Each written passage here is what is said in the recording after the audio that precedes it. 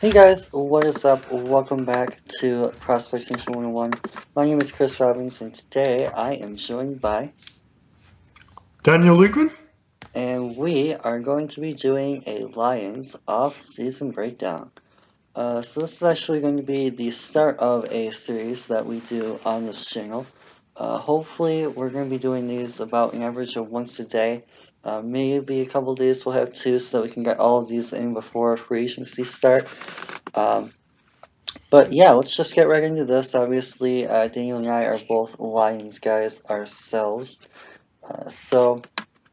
Yeah, is there anything that you really want to talk about first before we get into some off-season stuff? Something that's on your mind as far as just general like coaching, or like the plan that you have in place, or just even like generic stuff before we go into specifics? Maybe To team me, it needs. just seems the best way to do this is to just get into free agency or the draft, wherever you want to start. Okay, so yeah, I just want to get right into it then. Cool. So. First off, we'll start by going over some Football Outsider statistics here when this page loads. Now, one thing I will say is that the Lions seem to be obviously more of an offensive heavy team, and we should see this here. The Lions were listed 12th in offense and 19th in defense, as well as, of course, with on special teams. With that being shown, just in general, do you see the Lions looking more to improve the offensive side of the ball or the defensive side of the ball? Or no Well, preference? obviously, I think it's more for the defensive side of the ball that needs work.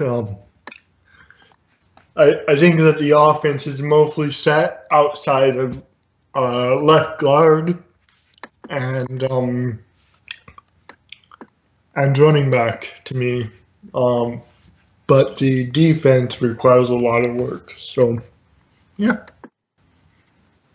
Cool. So yeah, a lot of this will be pretty easy because, like you said, the Lions' offense is pretty much set here. But we'll just go through some of these real quick here and go through some generic quarterback rankings. You see here Matthew Stafford is listed 10th in DWAR and 11th in DVOA and 9th in adjusted QBR. So pretty much a top 10 quarterback across the board on average there. I think we can both agree that he's obviously with his new extension here for the long term. We'll skip to wide receivers because I think that we can go into running back for a long time here. I want to kind of get the easy ones out of the way first. Yep. So wide receiver again, pretty much set here. Marvin Jones is actually listed second uh, in in DWAR, so that's pretty impressive. And third in DVOA, so he was the top three receiver last year, according to That does Outsider. seem high to me, but yeah, overall I'm not concerned about wide receiver.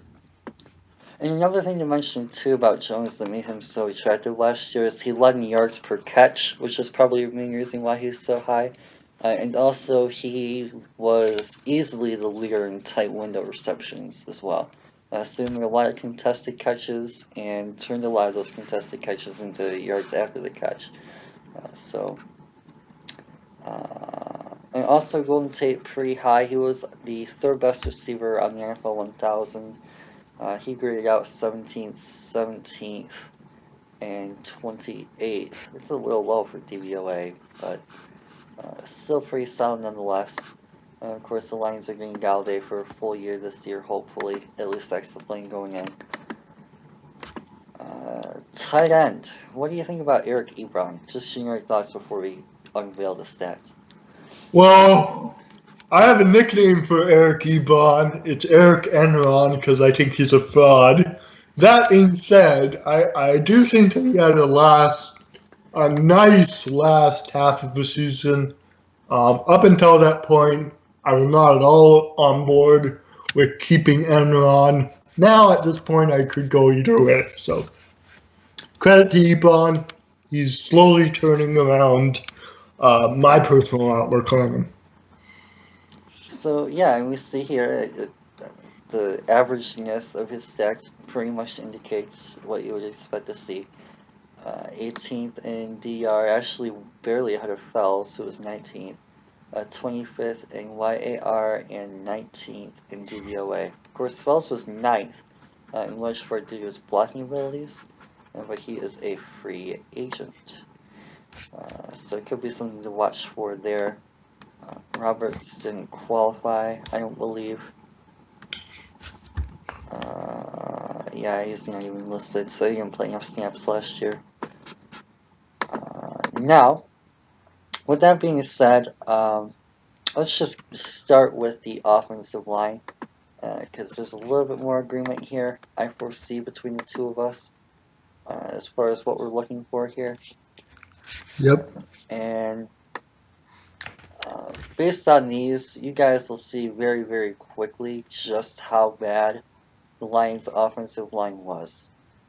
So we see here, we were very clearly in 32nd. Power success, we had 45%. The only other teams that were below 50 were the Jets and Giants, who are up here. Or 60, I mean, rather. Washington is there, Cincy technically, LA, Chargers technically, Chicago are all high 50s, Seattle. Stuff percentage, again, 31. Only team worse was Seattle. Not that good. Not as big of a gap as it was with the rush blocking ranking, but still terrible. Second level yards, bottom 3, just not that good. Only teams worse were the Rams, or not the Rams, the Cardinals, Panthers, and Buccaneers.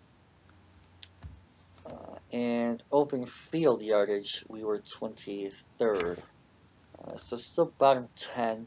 However, when we got running back into the open field, we generally did alright. On the pass blocking side of things, again, pretty close to bottom 10, only 0.1% off. We still gave up a sack on 7.5% of snaps.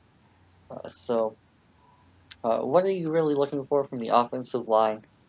And how would you like to adjust that? Would you like to go through the draft for free agency, or want to take a look at both?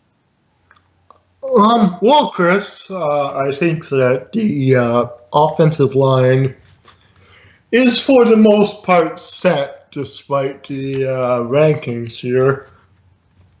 Our offensive line experienced some pretty dramatic injury problems, and he also had scheme problems with the offensive line, I believe.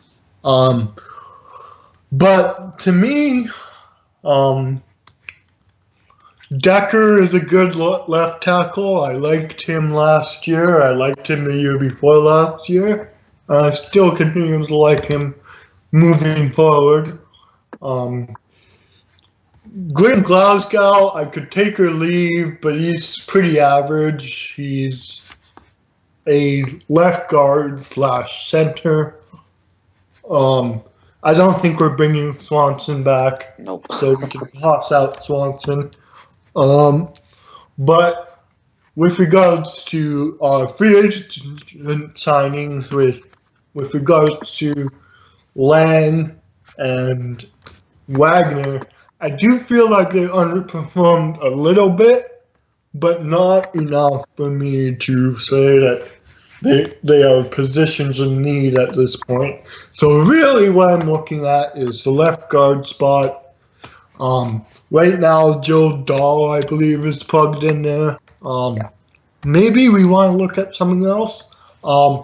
Some of the guys I look at in free agency, I would prefer we address it in free agency, but that's just me, are Jonathan Cooper, played in Dallas last year, seemed to recover a little bit of that spark that got drafted so high. Didn't die in pass protection, and by all accounts was pretty decent in run blocking. Josh Klein, who was a starter for the the Titans and the Patriots, I think, would be a solid value pickup, alongside someone like Quentin Spain, who was also started for the Titans last year, and didn't seem to totally die in the snaps I watched of the Titans last year. The Titans have one of the better offensive lines in football, so I think we can grab one of those two guards and feel comfortable with it. If we really wanted to go big, we could go with Andrew Norwell of the Carolina Panthers, but to me that's just a little bit too much money. But hey, if Quinn wants to make a really big investment and make a statement that he's all in on building this offensive line around Stafford, building this offensive line around whatever running back we have next year, then I think Norwell could be a possibility. Yes, so definitely some good free agent options. You covered most of them. The other one I think is going to be brought up a lot is Justin Pugh. Definitely someone to consider and think about. And of course, you guys can see the list here. There's not really a lot of flashy names, but definitely do-gooders for sure. That would if I may, yeah. There does seem to be a couple of guys I like here. Joe Berger was solid for the Vikings last year. I wouldn't mind him. Matt Slauson is another guy I could see. Chargers connection. Interesting. Clemente is another guy I could see. And also, if I recall correctly, Nick Easton is hitting free agency. Restricted free agency. I could be wrong there, but I believe he's hitting free agency. But if he's available, then I would look seriously at trying to poach him from the Vikings. He was a big piece in their offensive line revamp last year, and I really liked what I saw of him. Nice. So yeah, a lot of decent options that you've mentioned there. But going back to these two, one thing that really stood out to me is how the Lions did on the right side. From the left guard through the right tackle, the Lions were worst in the league. And Rick Wagner and his respective backups at right tackle were absolutely atrocious. A 1.94 yards per run blocked yardage ratio is beyond horrid. And that's an understatement. The only other teams that were below 3 were the Panthers at 289 and the Miami Dolphins at 247. And basically everyone else is in like that 3.5 range. The Browns were here too. But yeah, I mean, we're seeing like 5.5, 4.5, 4, 4, 5, almost 4, 4, 4.5, 4, 4, 4, up and down the list. And you get to the Lions who are under 2. That's pretty terrible. Yeah, I agree. Obviously, when you invest big in your right tackle and your right guard, you expect them to do better than that. I don't want to put it entirely on scheme, just because I think that's an easy kind of general catch-all scapegoat. But I do believe if you look at other outlets such as Pro Football Focus, they have Wagner and Lang rated quite highly. So I wouldn't say that it's necessarily a problem yet. Let's just wait one more year on it. See if Jeff Davidson formerly of the San Diego Chargers can get this offensive line moving, and Denver Broncos, of course, can get this offensive line moving in the right direction. But if we don't see improvement this year, then we're gonna have to look at that. Yeah, I still think that Wagner himself is fine. And Lane obviously made the Pro Bowl, so I think he'll be alright for a little while. I think the main reason why this interior rating is so low is mostly Swanson and having to move Glasgow around all over. He never really settled in at either spot because he had to play both left guard and center. So giving him a little bit of stability and playing him at center the whole year should help.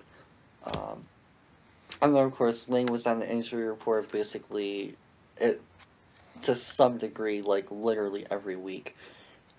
So he was fighting stuff off. He missed preseason, still getting adjusted, communication issues.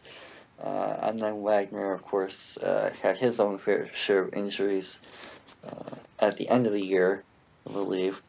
But yeah, what really surprised me was that Decker and his replacements at left tackle seemed to be pretty decent. I mean, relative. 3.5 yards per run blocked is not absolutely terrible. It made it out of the bottom 10. So definitely something to look for is those edge runs. But another thing here too to pay attention to is usage rate and where we called these runs. 17% off the end is very, very high. You'll see here Philly was at 23, Atlanta at 19, Chicago 23, and basically that's about it. Washington 18, and then us. And then same thing here on the right side, 17%. Running at the right side actually was the highest in the league. No other team running off the right end around the right tackle more than we did this year.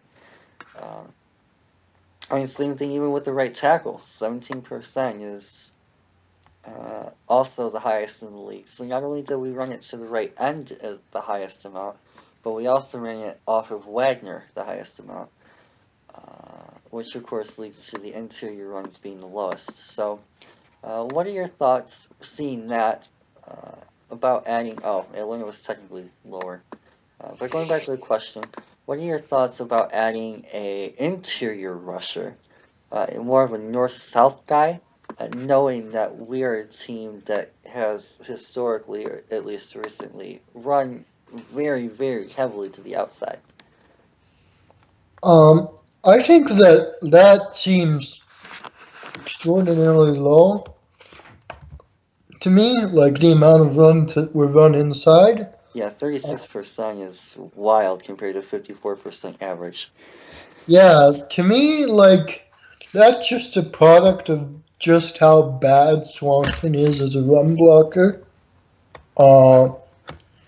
Yeah, he just was terrible. If I recall correctly, when he got injured, the Lions running game did have a little bit of an uptick, especially in the interior, which leads me to believe that we really don't want to bring back Swanson next year. That's my personal takeaway from that. Yep. So, well, yeah, that was going to the success rate, but what do you think about the usage? This is a usage chart on like where we ran. Do you think that adding someone who could run between the tackles a little bit more effectively than Amir and Theo could shift those percentages, or? I do believe that adding a running back that can run between tackles more effectively than Amir and Theo would help dramatically. Yeah, it's just something where we just need to get better. For me personally, from an ideological standpoint, I prefer power and gap run schemes over zonal run schemes, although I cannot deny the fact that zonal run schemes have had a lot of success, and I know that Atlanta has had a lot of success with outside zone in particular with Devontae Freeman and Tevin Coleman, but we just aren't at that spot, and we need a shakeup. We need just to see.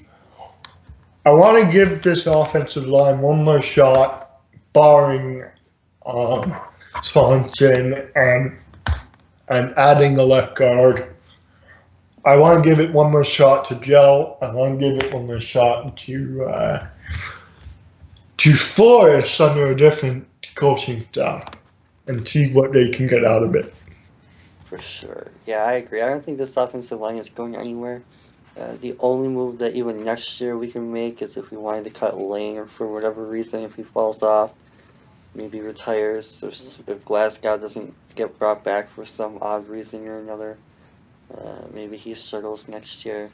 It could be something to watch, but yeah, I'm not really too worried. So, what are your thoughts about, well, actually, should I say, is there anyone in particular from this list here that you've noticed at guard that you'd like to see on the Lions? I love me some Will Hernandez, man.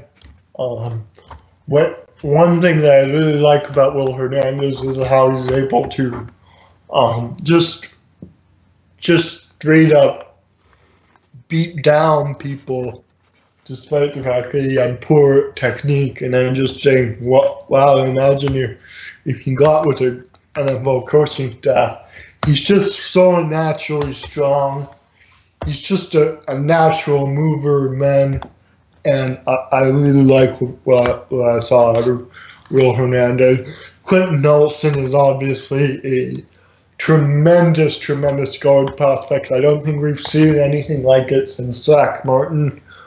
But I doubt he falls even close to us. So I would just sort of cross it off, unfortunately. But you always have to be looking at trade options and whatnot.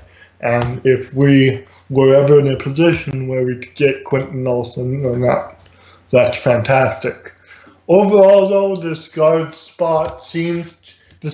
class, from what I understand of it, seems to be very top-heavy. There's a few different guys that you could go with in the first round, but they're going to go quickly in the first and second round, and then after that, it doesn't appear like there's a ton there, so that's why I would prefer to address it in free agency.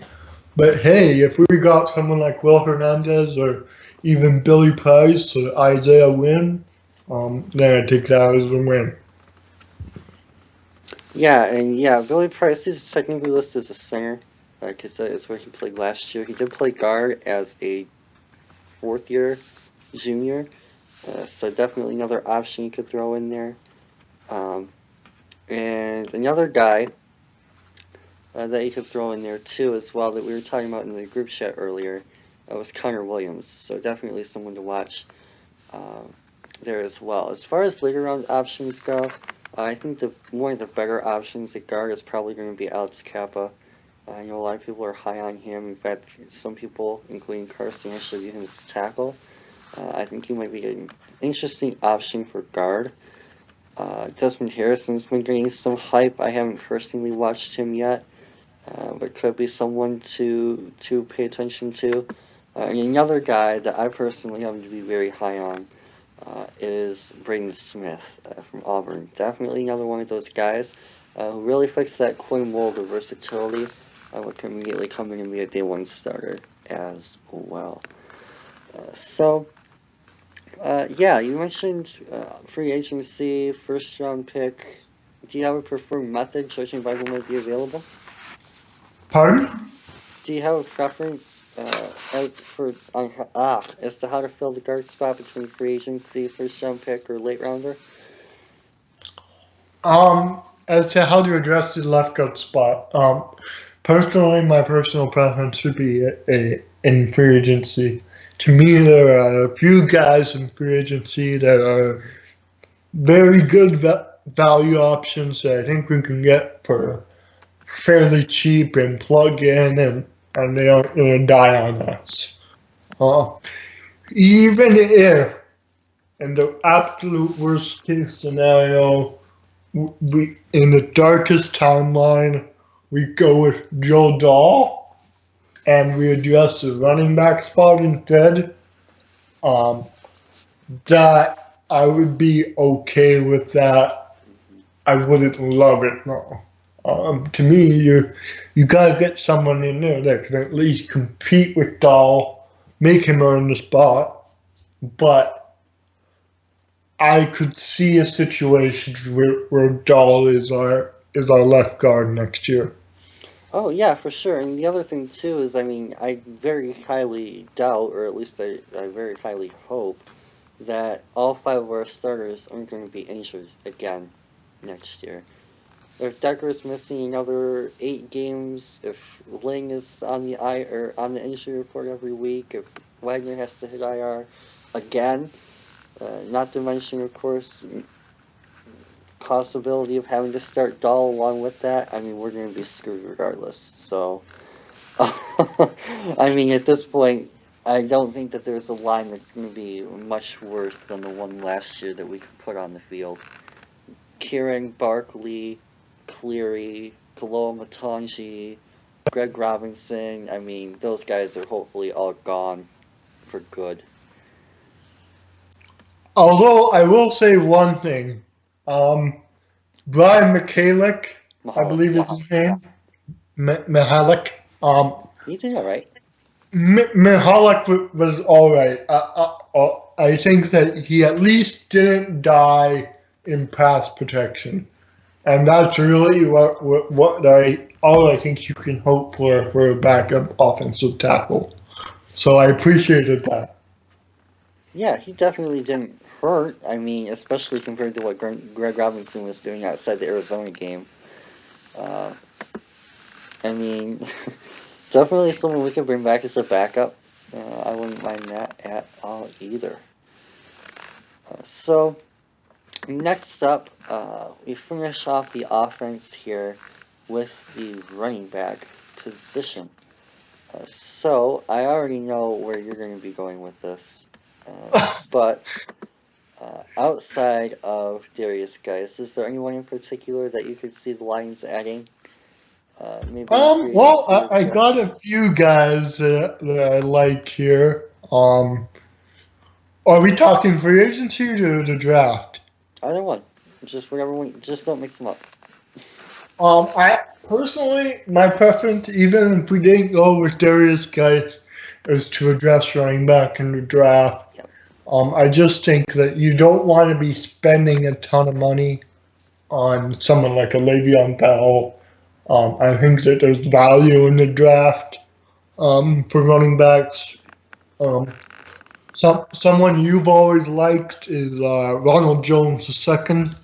I don't know that he'll be there on day 2, round 2, but if he's there, I think he's a must pick unless we pick someone in the first round. Sony Michelle is another guy I like. John Kelly is another guy I really like. Mid rounds, day 2 to day 3 type guy. Kerryon Johnson, I've heard a little bit about. Nick Chubb is a dude that I could see us taking in the 4th or 5th round or so. But to me, none of them have the instant impact of a Darius Geis.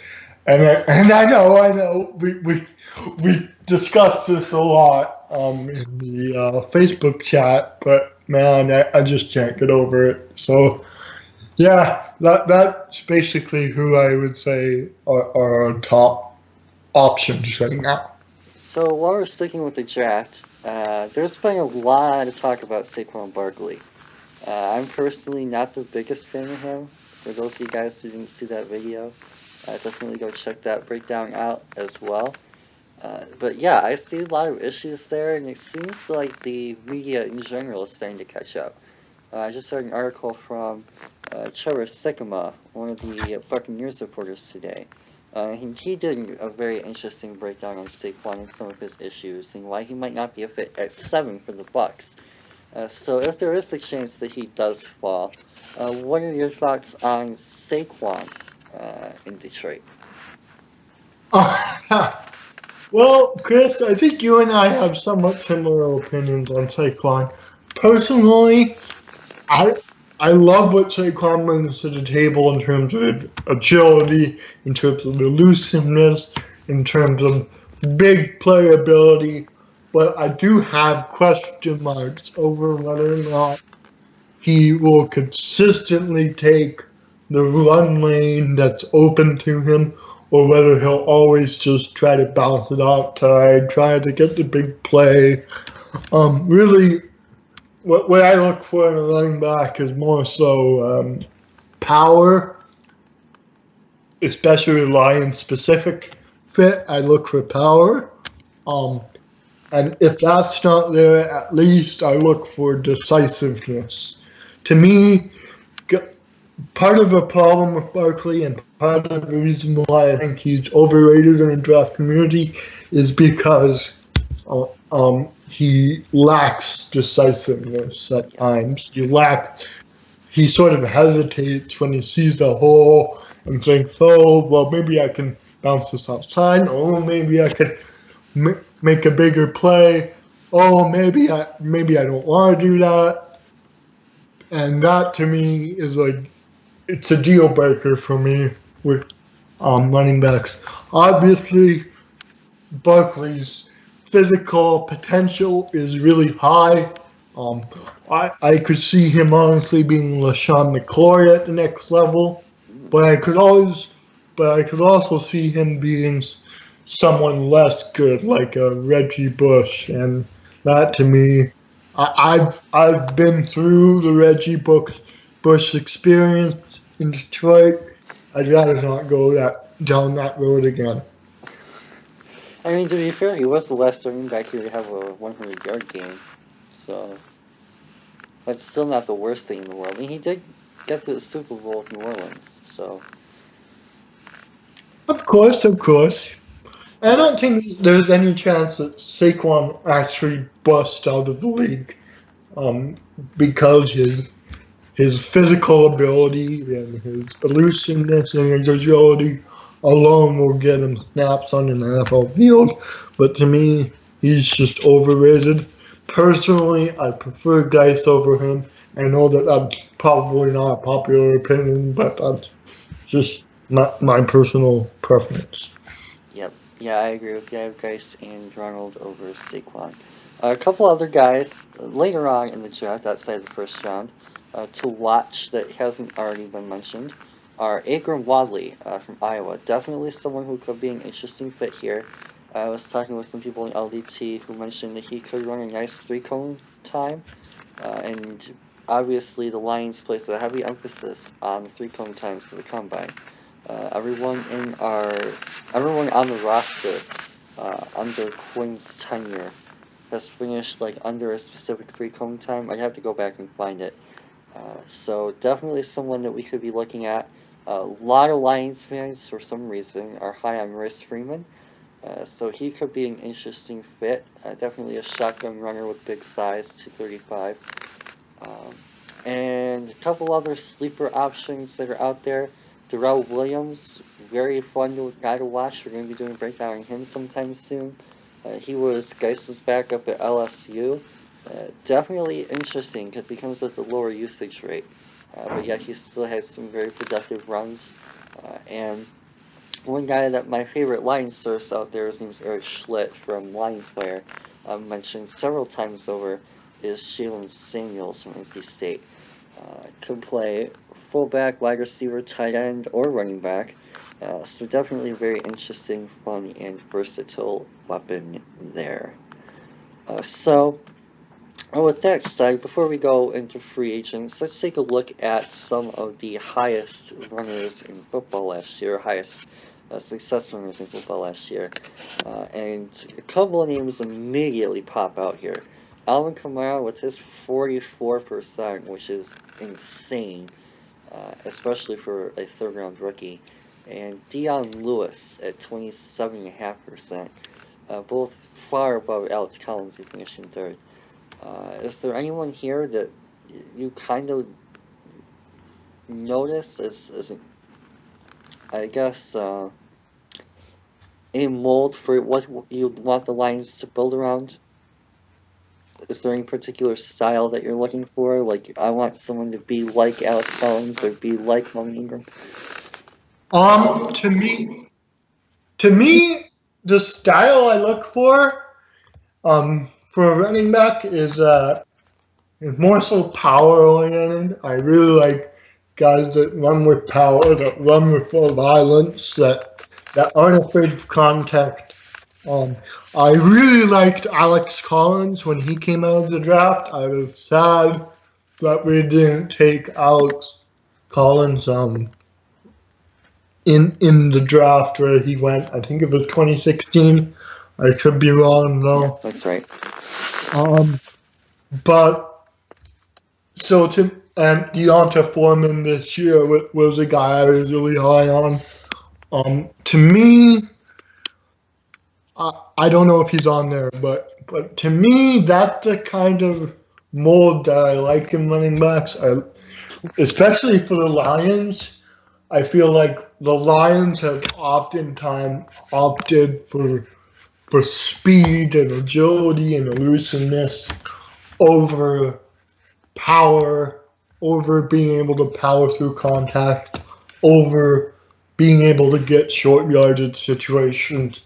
And to me, that whole philosophy hasn't really worked out for as far as I can tell. Abdullah was the guy that Martin Mayhew picked. I realize it wasn't a Bob Quinn pick, but to me, that sort of mold of running back isn't really what I'm looking for. I'm looking for a guy with serious power who's able to power through contact and get the extra yards that are more than blocked for especially when you're getting hit in the backfield. It's really neat if you can see a guy who gets hit in the backfield get at least to the line of scrimmage. It's something that the Lions have struggled with immensely. Is their running backs are always getting hit in the backfield, whether it be from a blitzing cornerback, a missed assignment, um, etc. But to me, those are the types of guys I'm looking for. That's why I'm high on Geis in particular. I'm I'm higher on guys like Geis over guys like Saquon Barkley in terms of ideology. Um, so to me, the guys I'm looking for are like Fournette,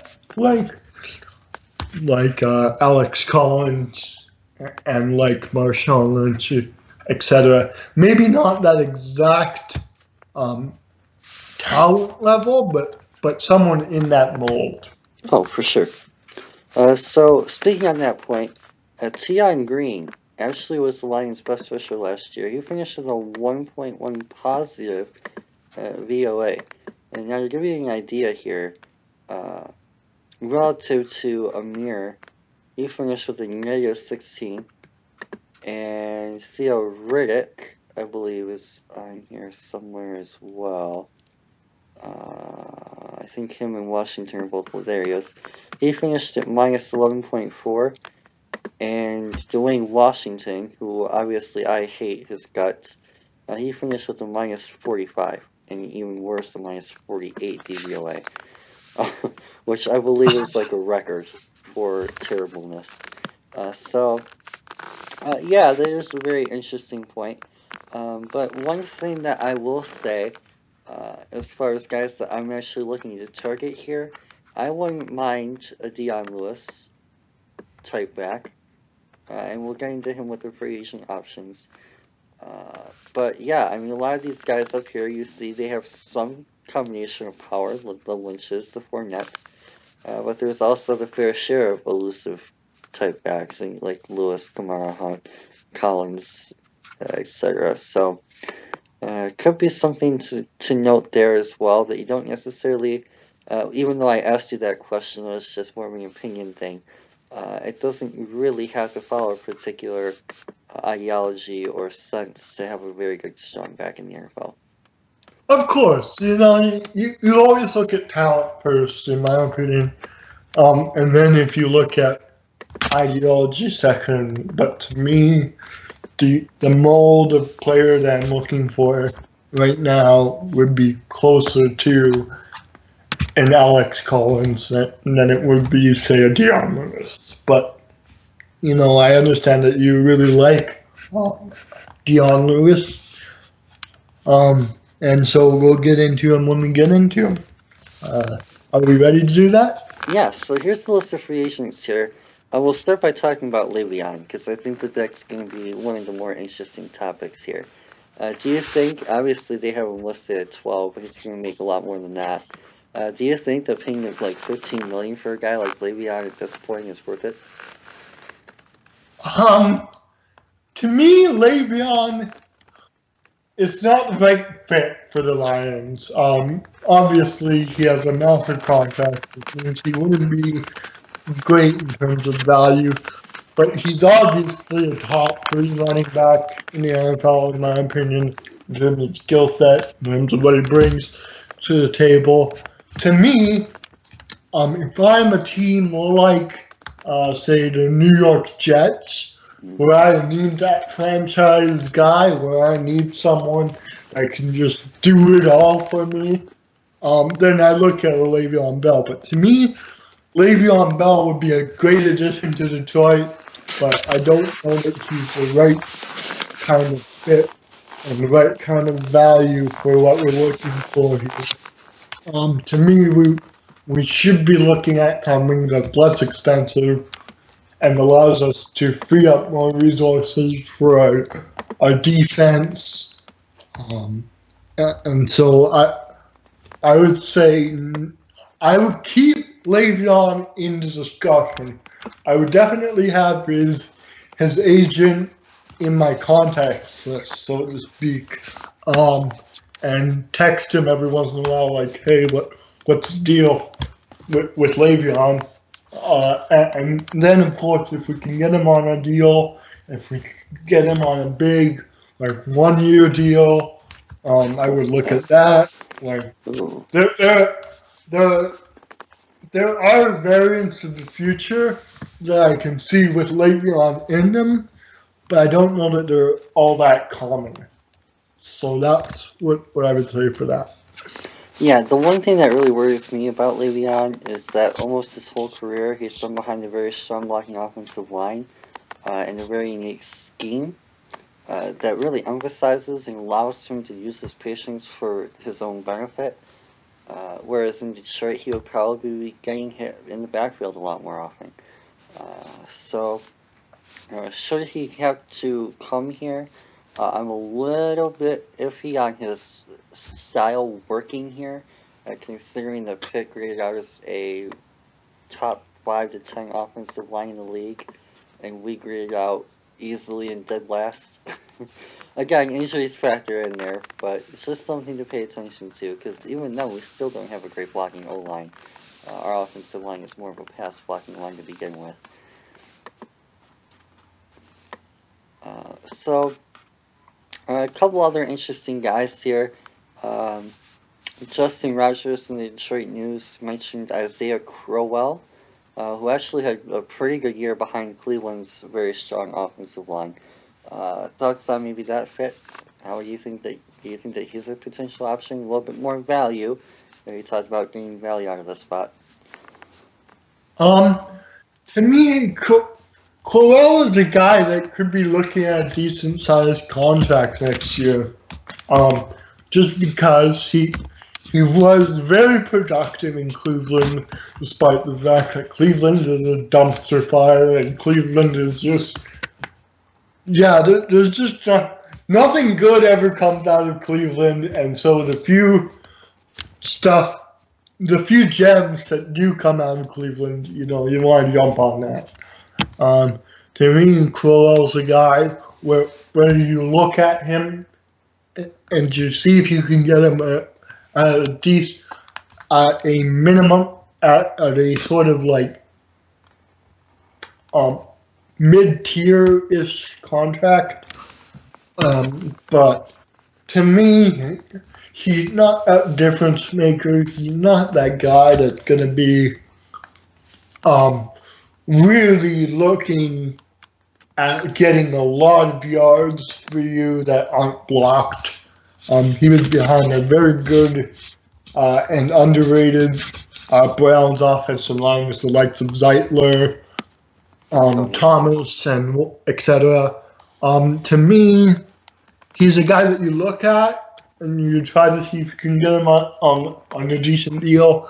But I think he goes elsewhere. I think he gets a really good contract from someone. So, Yeah, fourth best power success rate, behind only Kansas City, Dallas, and Indianapolis. So definitely a very good offensive line. And of course, that was with Joe Thomas hurt and Sean Coleman is their starting right tackle. So even then, Charter Batonio and Zeitler really put in some work last year.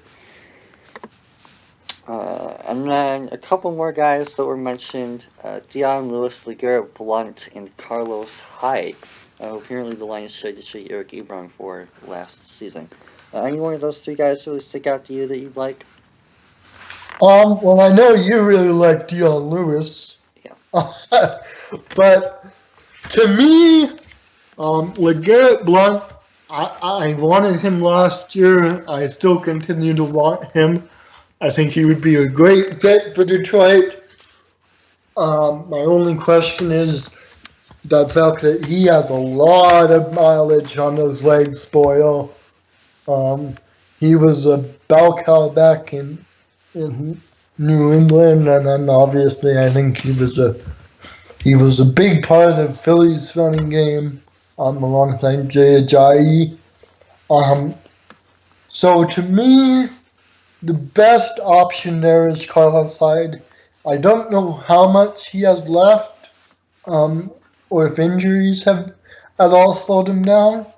But to me, he's the type of buy low candidate that we really look at in free agency for running backs.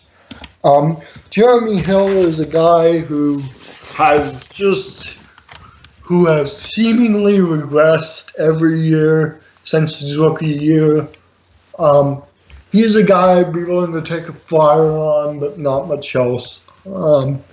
So yeah, that would be my personal. Did I miss anyone there? I'd like. Dion Lewis. Lewis is a guy that I would say he was obviously in probably the best situation that there is in football in terms of offensively.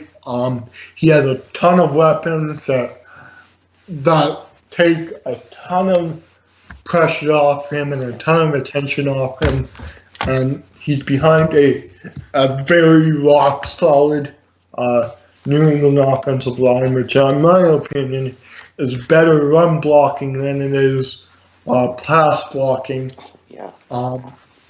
And obviously Tom the Goat Brady, you got to pour massive amounts of defensive resources and attention to stopping Tom Brady. And so Dion Lewis is a guy who can really be productive in that type of situation. And then Josh McDaniels also schemes him open. There's a lot of different things that they do with running backs coming out of the backfield, really creative stuff. But to me, Lewis is a guy who I don't see as fundamentally different from the other New England running backs that have come through there. I understand that the stats are really kind to him and think he's like a top 3 running back last year, but to me, he's just another cog in that New England offense. I would look at him if you could get value on him, but I think someone out there would be willing to pay him more than I think would be prudent at this point. Plus, obviously, despite the fact that they said we would look at talent first, and talent obviously is the primary thing here, but to me, we have a guy that does a lot of the same things, especially in the receiving game with Theo Riddick. That's just my personal view on Dion Lewis. Yeah, you talked about New England's offensive line. Third least stuff percentage, second best job at getting second level blocks. Over 5 yards blocked per carry is pretty impressive. So definitely could have been a factor in there. With that said, let's take a look. I actually forgot to bring this up originally here. Let's take a look at the Lions' depth projected, of course, depth chart, and see what we think is going to go on here. So obviously a quarterback, we don't even have to look at that. We already know we have Matthew Stafford and Jake Rudock most likely at quarterback. Running back, we have Amir and Theo. It's likely that Washington will be cut. It's likely that Zenger will be released on a non-tender, leaving just Amir, Theo, and Tion. And even then, there's a chance that Amir could get cut or traded as well. So definitely looking at a complete overhaul of the running back position. Wide receiver is pretty much set with Galladay, Jones, Tate, Jace, and TJ Jones. It's not listed here because I believe he finished the year on IR. LT is Decker, LG Dahl, Glasgow, Lane Wagner, Ebron, Roberts, and Wales at tight end. I believe I touched on everything. Is there any particular spot here, other than, of course, running back and possibly left guard, that we didn't really touch on yet that you see as a weakness? Quarterback is a spot where I would look at in terms of backups. If the right dude fell in the draft, I could see us looking to upgrade on Jake Rudock. I wasn't at all impressed with how he managed the game after Stafford went out against Baltimore. The fact that you throw a pick six just shows to me that you aren't ready for the moment. You aren't ready for when Stafford gets hurt to go out and win a couple of games while Stafford recovers. To me, the coaching staff consistently showed a lack of faith in Rudock to do anything. They only took Stafford out. Even when Stafford was questionable a few times, they only took him out when it was absolutely necessary. To me, Rudock is a guy that really should be fighting for his job at this point, and I don't really like what he brings to the table. Other than that, it seems like we're pretty much set on the offense. You obviously want to bring back Darren Fells, and okay. I think he's a free agent. Oh, yeah, he is. I'm just okay, interested to see if I can bring him back, because I'm pretty happy with Roberts and Wales back here. To me, Darren Fells. Well, maybe you don't bring him back unless Eric Ebron leaves. Maybe if you're confident enough in Michael Roberts to step into that role, given the fact that they spent a fourth round pick on him. If he can't do a TE2 type role, then that's just a wasted pick at this point.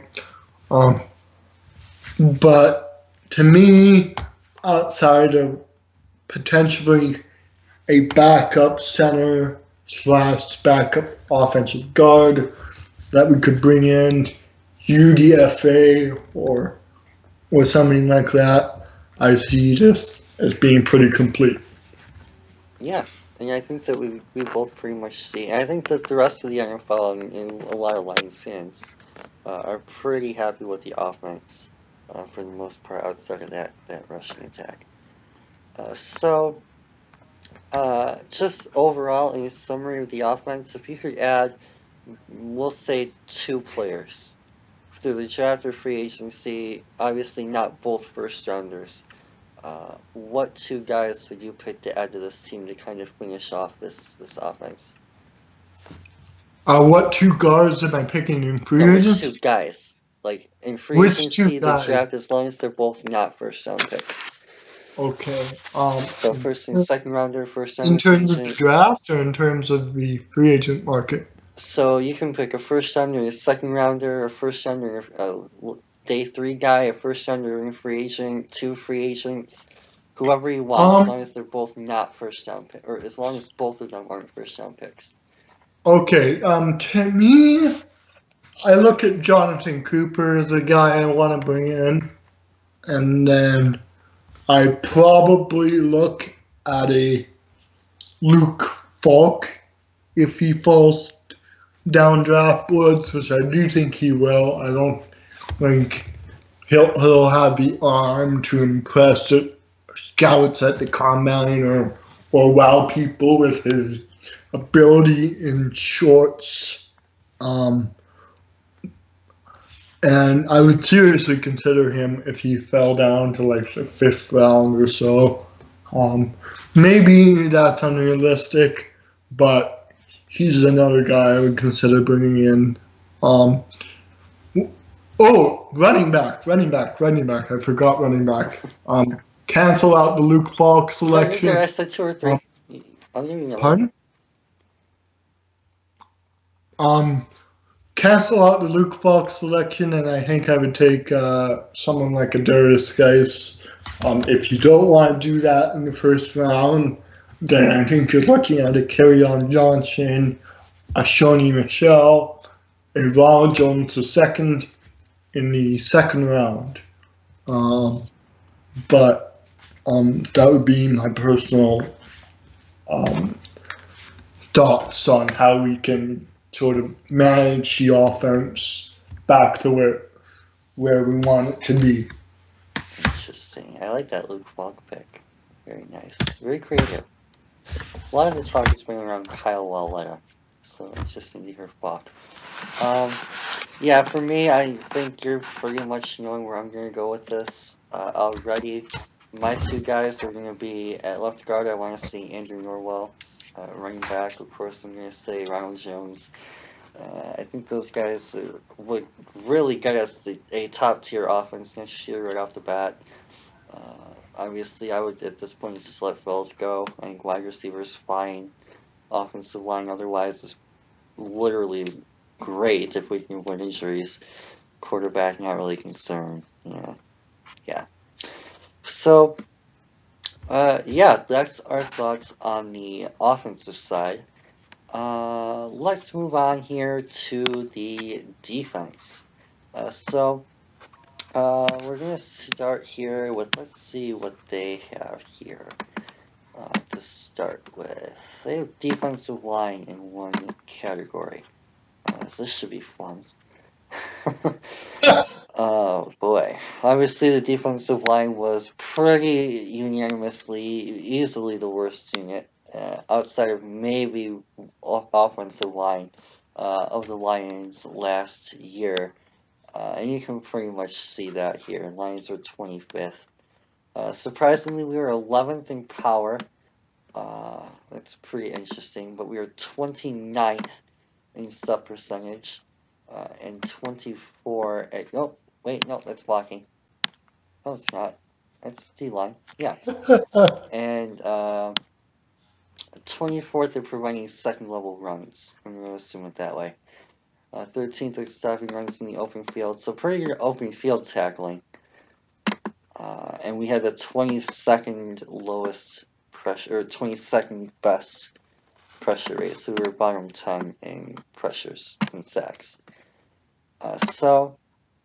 We'll start with this question here. What do you want to see improved first, run defensive or pass defense? I think obviously the league is moving more towards pass defense, I think we have to look at both sides of the coin, though, particularly given the fact that we are looking to make a playoff run, I believe. So stopping the run will obviously be a major consideration, especially when we consider the keys to playoff success, in my opinion, are quarterback, running the ball, and defense. So I think that we have to improve dramatically, and because the defensive line was unacceptable last year. Yeah, so, do they get into individual players? Oh, they get into a little bit more. Let's see what this is about.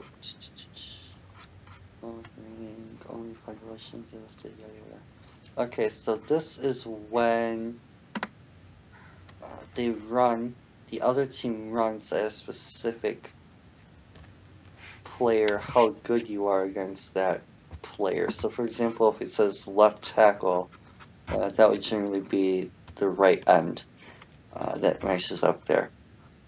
Our Lions were 24th against the left edge, 18th against the left tackle, so our right end was alright. 30th in the interior. Oh boy, okay.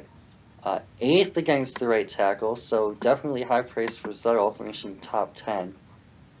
And 17th along the right edge. So obviously there's a lot of good here with what Anthony Zettel did. But outside of that, is there any particular spot that you want to focus on? I'm guessing you're going to say the interior here. Yeah, you read my mind, Chris. That did not surprise me at all. Sean Robinson is a dude that I can take or leave at this point. He was a second rounder. He's more of a 3-tech, despite the fact that he can't pass rush. And to me, the guys around Sean also deserve a lot of blame for that ranking. The fact that Nada went out, Yep, with injury was a major factor. And then the other guys, Akeem Spence, Jeremiah Ledbetter, and those guys couldn't step up to the plate and help out Ashawn and make the situation better. One of the reasons why I really like a potential trade up for a Vita Vea would be that way we wouldn't have to worry about this ever happening to us again. And we could just allow the interior to be kind of fixed. Really, I'm looking at 1 or 2 impact players more so than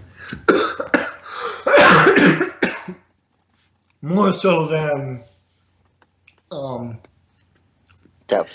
any like 5 different mediocre players. I think that would be a bigger impact and be a bigger factor in helping us improve our defense next year. So another thing that sticks out here about the Lions' run defense is obviously these are offensive numbers, but game planning still goes into this to some extent. Opposing teams really weren't targeting Zettel at all. 9% off the right end and 13% off the right tackle is not really that high. Meanwhile, interior is at 50%. The left edge is at 12%, targeting that Sam linebacker, Jalen Reeves, maybe, and Paul Warlow. And that left tackle targeting Ziggy and his replacements was like 16, which is pretty high relative. So do you think that maybe getting one more guy opposite opposite Anthony Zettel in the run D would really help steal that edge off? Yeah. Zettel to me surprised me. Whenever I look at him on the field, he just seems like a really high motor guy that's always willing to get into play. But he seemed undersized to me. Uh, and so I'm really surprised at the fact that all the statistics seem to show him being probably our best defensive player last year. Defensive And lineman. but so Definitely yeah, not I mean, defensive like player. ultimately the data shows what the data shows, and clearly the data shows that Anthony Zettel was a better player than I thought. But so to me, Zettel is the only guy that's sort of safe from a defensive line overhaul type situation. Yeah. I think that Zettel is a tremendous pickup by Quinn, fifth rounder. And even if he regresses a little to a mean, I still think it was a great pick. I really like what he brings to the table. So to me, the major factors are if we bring back Ansah. If we do bring back Ansah, are we still going to look at edge, or are we going to focus more on defensive tackle? I do think that one of the things that will help with pass defense, if not necessarily run defense, is Kerry Hyder, who was one of our better pass rushers in 2016. He had a nice little speed rush.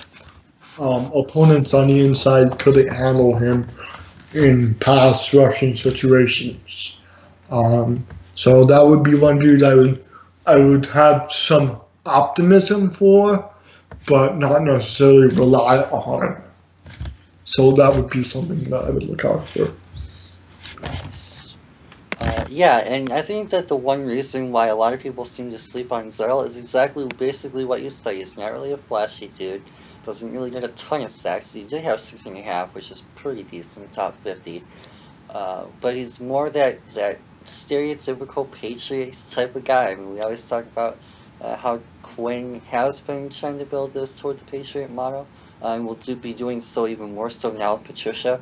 But he's just one of those guys, collapses the pocket, gets his pressures, and most importantly, steals the edge against the run. And we see that here. It definitely does a great job in run support on that left side of the defense.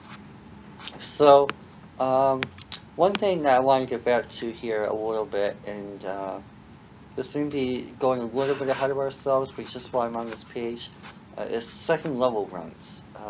Getting to the linebackers, lines for bottom 10, and stopping the run at the second level. So do you think that maybe an upgrade at the linebacker position could be in play? I mean, obviously Jared Davis struggled a little bit early on and recovered. Jalen Reeves maybe not a lot of playing time. To me, trouble with the linebacker position is the fact that we have young guys there that we invested a fair amount in. Jared Davis and Jalen Reeves-Bateman. Jalen Reeves-Bateman was a pick I liked last year.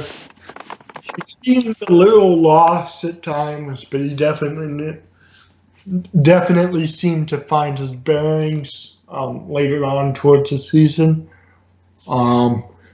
But to me, I would hesitate to say blow it all up. Maybe add one guy. Tremaine Edmonds was a guy I really liked in the draft. If we could add him, he seems like a Anthony Barr clone, which would be immense for us. Another guy I know you're high on, Chris, is Rashawn Evans. Mm-hmm. He's another dude that I could see us taking in the first round, possibly. But to me, off-ball linebackers necessarily the most critical position, but they're definitely a position that could be upgraded next year. Maybe not necessarily through the draft. Um, there are other guys out there like Nigel Bradham, who came off a Super Bowl ring, had some championship pedigree. We have a little bit of money to throw at Nigel Bradham if we so desire. But to me, linebacker needs just one more piece to really complete it. So going back to defensive line, where we were before, I did get a little bit ahead of myself here. Is there anyone in particular in the draft? We'll start with defensive tackles and interior defensive linemen. From this list, obviously, Vea, you've already mentioned. Anyone else that stand out here? Vita Vea is clearly a guy I really like. He just is such a monster. He's an athlete. He's a nose tackle that also has the burst of a free tech, and to me, that's a rare thing. He's strong as hell, and I think that you make a really good selection for the Lions. If we came away with Vita Vea, I think no matter what, I would be happy with the Lions draft. But obviously, there's not just Vita Vea to consider. Taven Bryan is another dude I really like, kid out of Florida. He just has such a high motor, and I really like the fact that he's, again, really strong at the point of attack. He needs coaching up with technique and gap discipline, but to me, he... Oh, okay. Apparently the call got disconnected somehow. So yeah, I was mentioning Taven Bryan. If you guys haven't seen him, definitely go check out our session on him. That was pretty fun to do. I believe that was with Gavino. The work was a little while back. So definitely someone else to consider here. I'm going to see if I can give him a call back.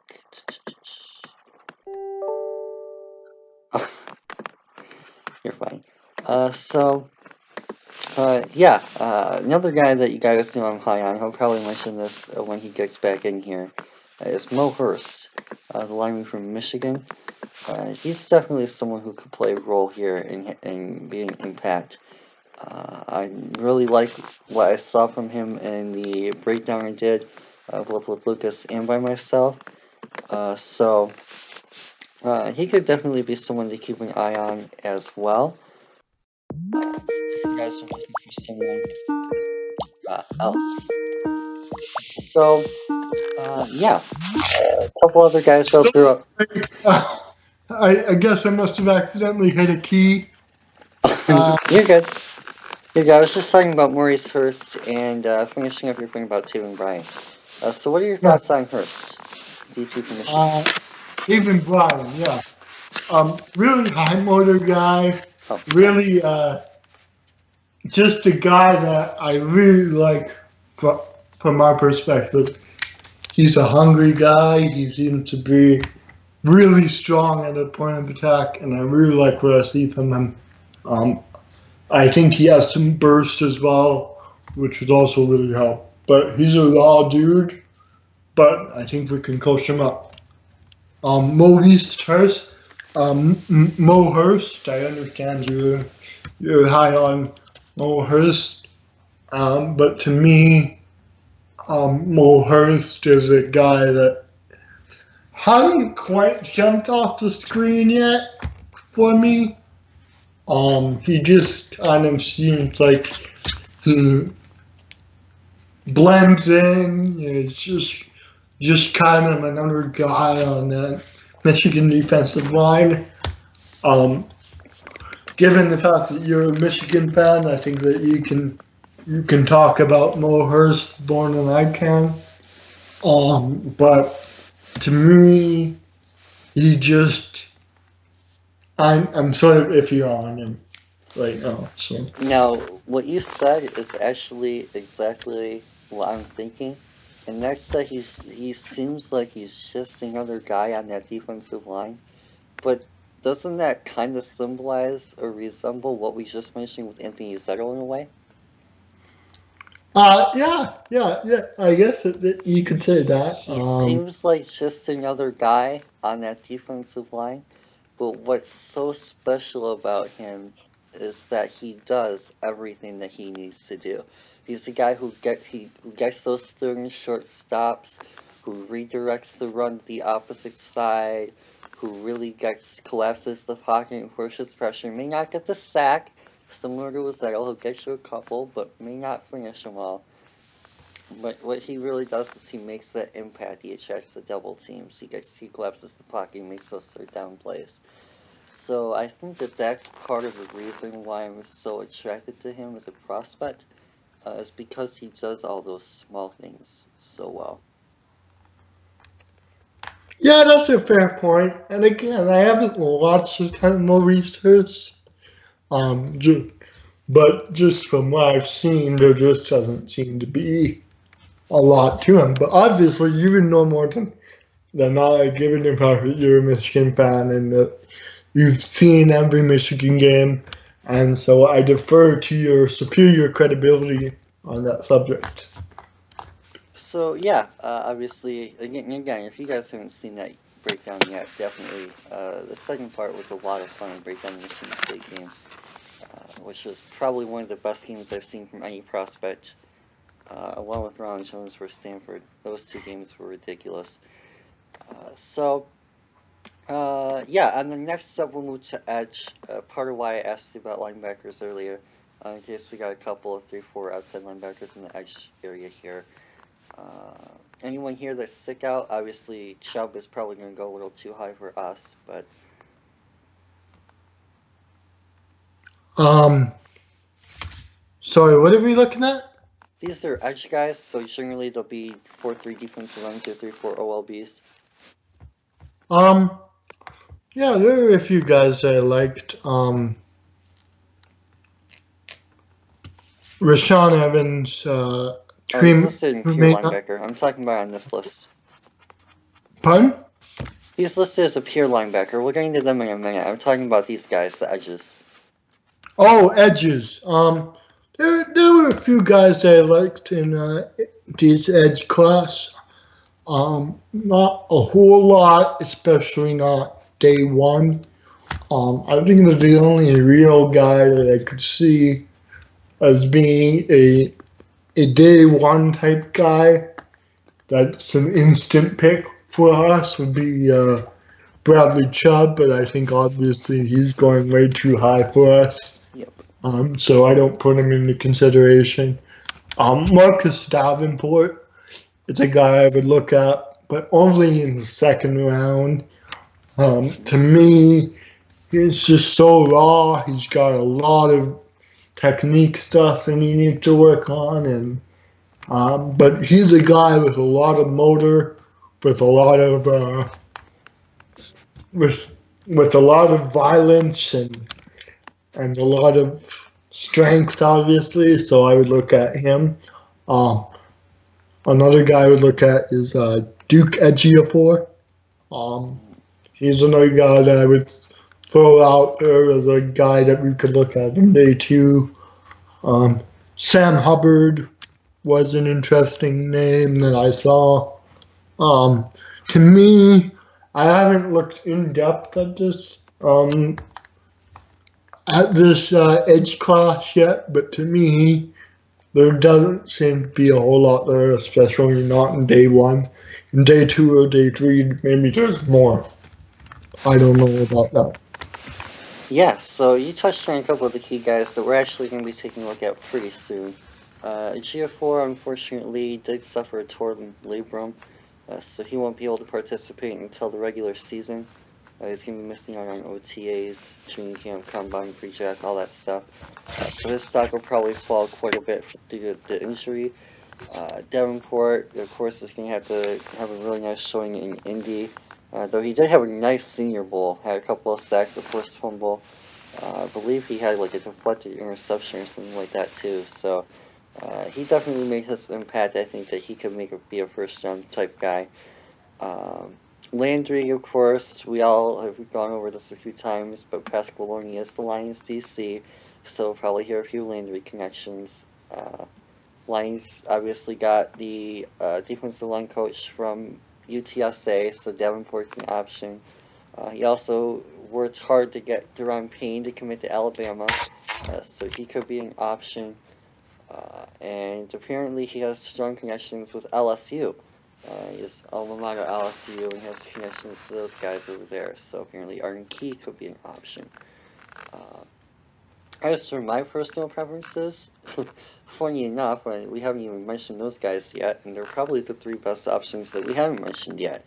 Lorenzo Carter, definitely someone who I feel is a great fit for both 4-3 and 3-4 OLB, if we want to run some of those type of looks.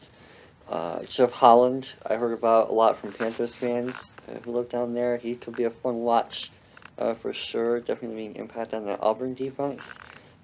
Obinaya Okoronkwo from Oklahoma, definitely one of those guys who's had some big time impact moments over his time there. Really like his move potential as well as his motor.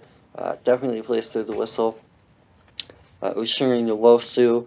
I got to talk to Dan Spencer from Arlington Show Grinding about him quite a bit. He's a big fan of Nwosu's. I followed suit very quickly. Definitely someone who's fun to watch. Hercules Mataafa for that hybrid type of role could be interesting. He reminds me of that one guy. I was watching a Super Bowl preview. I can't remember who it was. I think it was like Dooley, AJ Dewey from Miami back in like the 70s. He played like defensive tackle, defensive end, OLB, and middle linebacker. So he could be like the new version of him. And finally, of course, Davin Bellamy could be a fun guy to watch too. Lions guy, Eric Schlitt mentioned him. As for later round guys, Javon Rowland-Jones has been getting a lot of hype in the Lions community. Joe Ostman is a local guy who has a nice move set, led the nation in sacks this year. Justin Lawler, I just did a breakdown on. He could be a fun guy to watch as well. Definitely go check that out if you haven't seen that yet. Anthony Wingbush, a little small, but he has some nice moves there as well. Yeah. Now heading into free agency, doing this in reverse order, is there anyone in the free agent class that you particularly like? Well, I think that obviously DeMarcus Lawrence is the really big name player in terms of defensive line and the edge class of defensive line. He was just really productive last year. Just an absolute monster. There is the concern, as there is with a lot of these guys, that he is just a 1-year contract year type production, and that you aren't going to get that consistently. But to me, DeMarcus Lawrence has generally been a very good player for Dallas, even though he's obviously had a career year this year. He would be a player I would look at. I do think that there is the potential that Dallas will not be able to franchise tag him, at which point, I think I have his agent on speed dial if I'm Bob Quinn, and really look at seriously backing up the Brinks truck, so to speak, for him. Other than that, there aren't a lot of guys that I really like in this ed class. We could. First, let's keep going with Lawrence before we get into some of the other people. I'll go back to the list in a second. Would you pay Lawrence? He's projected to get a $70 million 5-year deal, about 14 mil a year. Yeah, I could do that. And also, real quick before you build on that point too, does his suspension for PEDs and his fine for imitating gunshots at all worry you? Is this a celebration? Uh, to me, beggars can't be choosers. At this point, we just need a real playmaker on the edge. And to be, we can get into some of these other guys, but to me, DeMarcus Lawrence is just the perfect fit for us, and the perfect way to kick off Matt Patricia's first year as head coach, and the first kind of guy we bring in. We could also bring back Ezekiel Ansah. Ansah is obviously a guy with a lot of pedigree in the league. He really came on strong his first 3 years in the league, but to me, the past 2 years have been myriad of inconsistencies and injuries and just not very good play. I don't think I've seen him play well since the 2015 season. Consistently, he's had a couple games where he's taken advantage of some really poor offensive tackles like Eric Flowers and CJ He's like the third string. Uzmoa, He's like the third string tight end. Tyler He's not even a Shaw. tackle. Pardon? He's like their third string tight end. He's not even their offensive tackle. Their offensive tackle that game was Clint Bully. And so, to me, he's the guy that we look at bringing back, but only on a 1 year deal. I don't want to be committing multi-year money towards him. He shows that there's not enough there in terms of the last 2 years, and unfortunately, the NFL is a "what have you done for me lately" league. And to me, Ansah has been a guy that has not done a lot for me lately. Plus, he's getting older. He's getting up there in age. He's 28, and for a guy that really relies on athleticism in order to overwhelm opponents, and for a guy with that kind of injury history, to me, that's a poor. That's also dragging down his value. Yes. So here, they have him listed as a guy who should be getting paid like a top 10 defensive end at 4 years, 13 mil. And their contract comparisons are Akeem Hicks, Calais Campbell, Everson Griffin, and Jason Pierre-Paul. That seem a little bit excessive to you? That's ideal. I would pay him. No, that's not a deal I would pay him. But someone out there is going to be desperate enough. To me, I'm not sure that Detroit should be that guy that should be desperate enough to be in a position where that. Unfortunately, the edge class being what it is, and how few playmakers there are at that position, we may have to bring Ramshaw back, but it wouldn't be something I would personally be in love with, so to speak. So yeah, that would be my personal thoughts on signing Ziggy Ansah. I'm not seeing anyone else on this spot track page for defensive end. Do you have anyone that you want to highlight as a potential value pick? I don't necessarily know if you can call them value picks, but there are a few more guys I want to bring up. I do like Dontari Poe. I think that he could be a fun option for us at the defensive tackle spot. I wouldn't mind bringing back Lodi Nada. Adrian Claiborne could be interesting. A guy to watch there.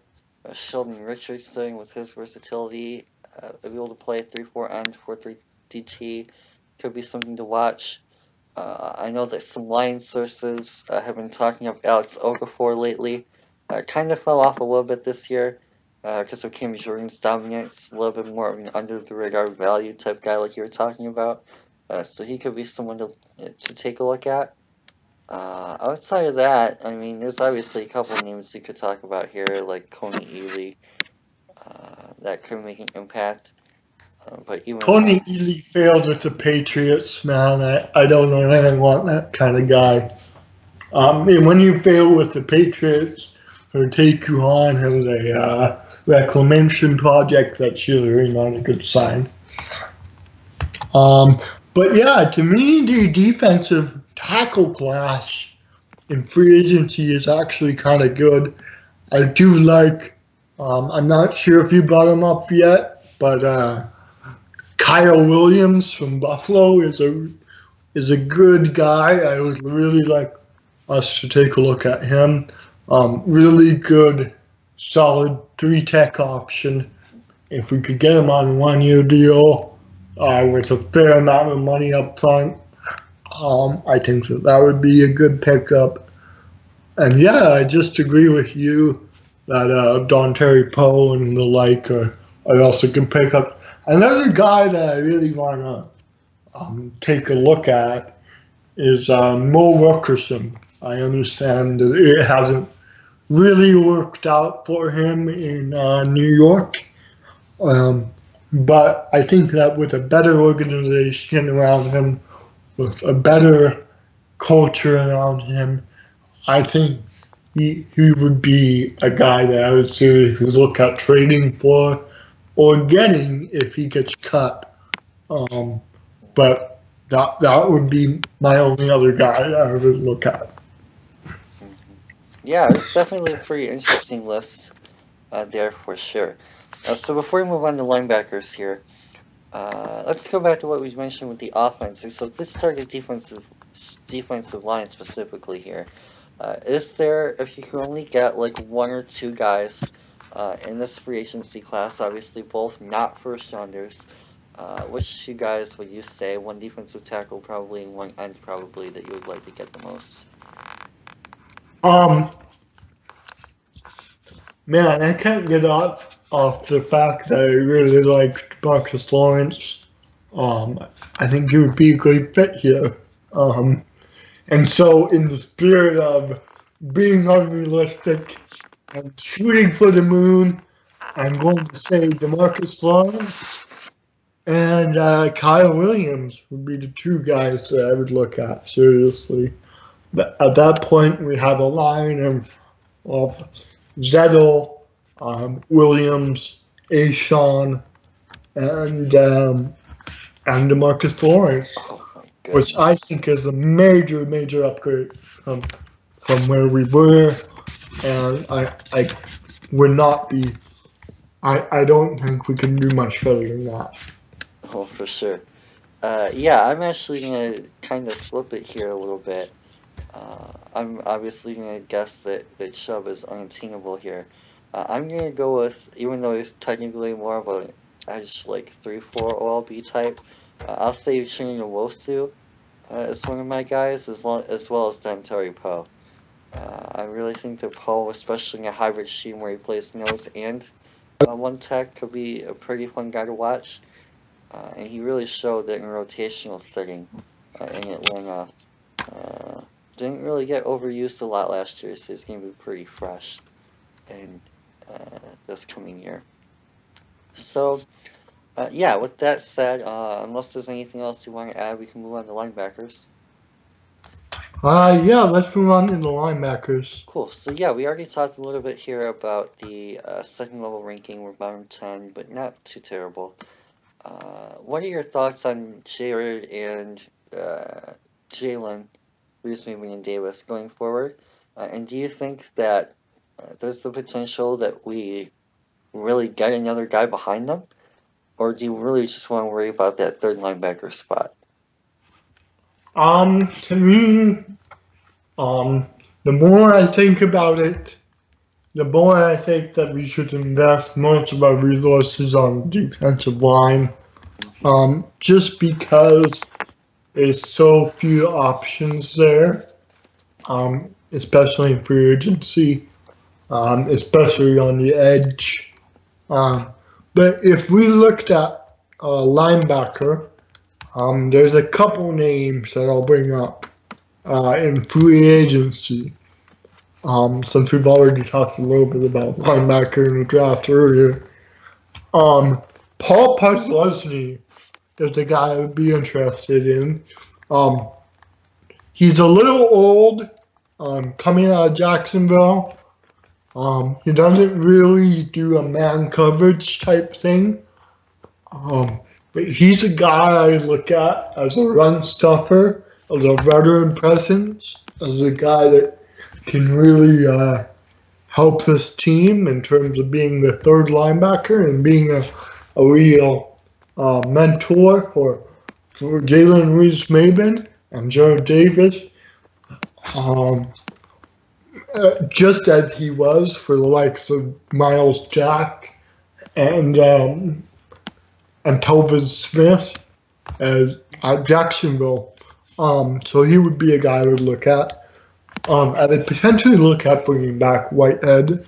I wouldn't be opposed to it on the right contract. My concern with Whitehead is the fact that he doesn't really bring a lot to the table to me outside of being able to shoot a wide open gap.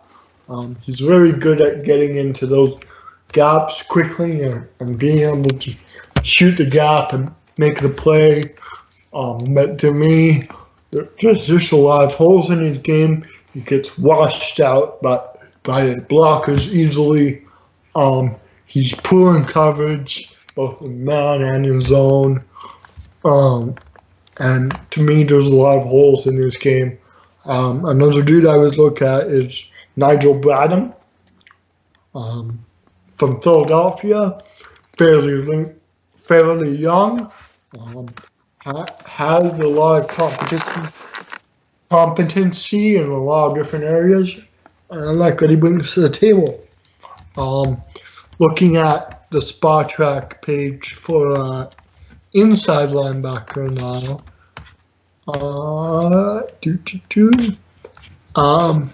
Minter would be a guy I would look at. I understand Minter is not the sexiest name out there, but to me, Minter is a guy that I would look at. Zach Brown is another dude I would look at. I understand he doesn't fix our coverage situation, but he's a solid run stuffer. DeMario Davis is another dude I would look at, just because I think that DeMario Davis had a great year under Bowles in New York and was able to show what he could really do. But to me, outside of that, I don't really like a lot of these names. Christian Jones could be another dude we'd look at. Avery Williamson is another dude we could look at. He's young. He was a starter with Tennessee. He's another dude I would look at.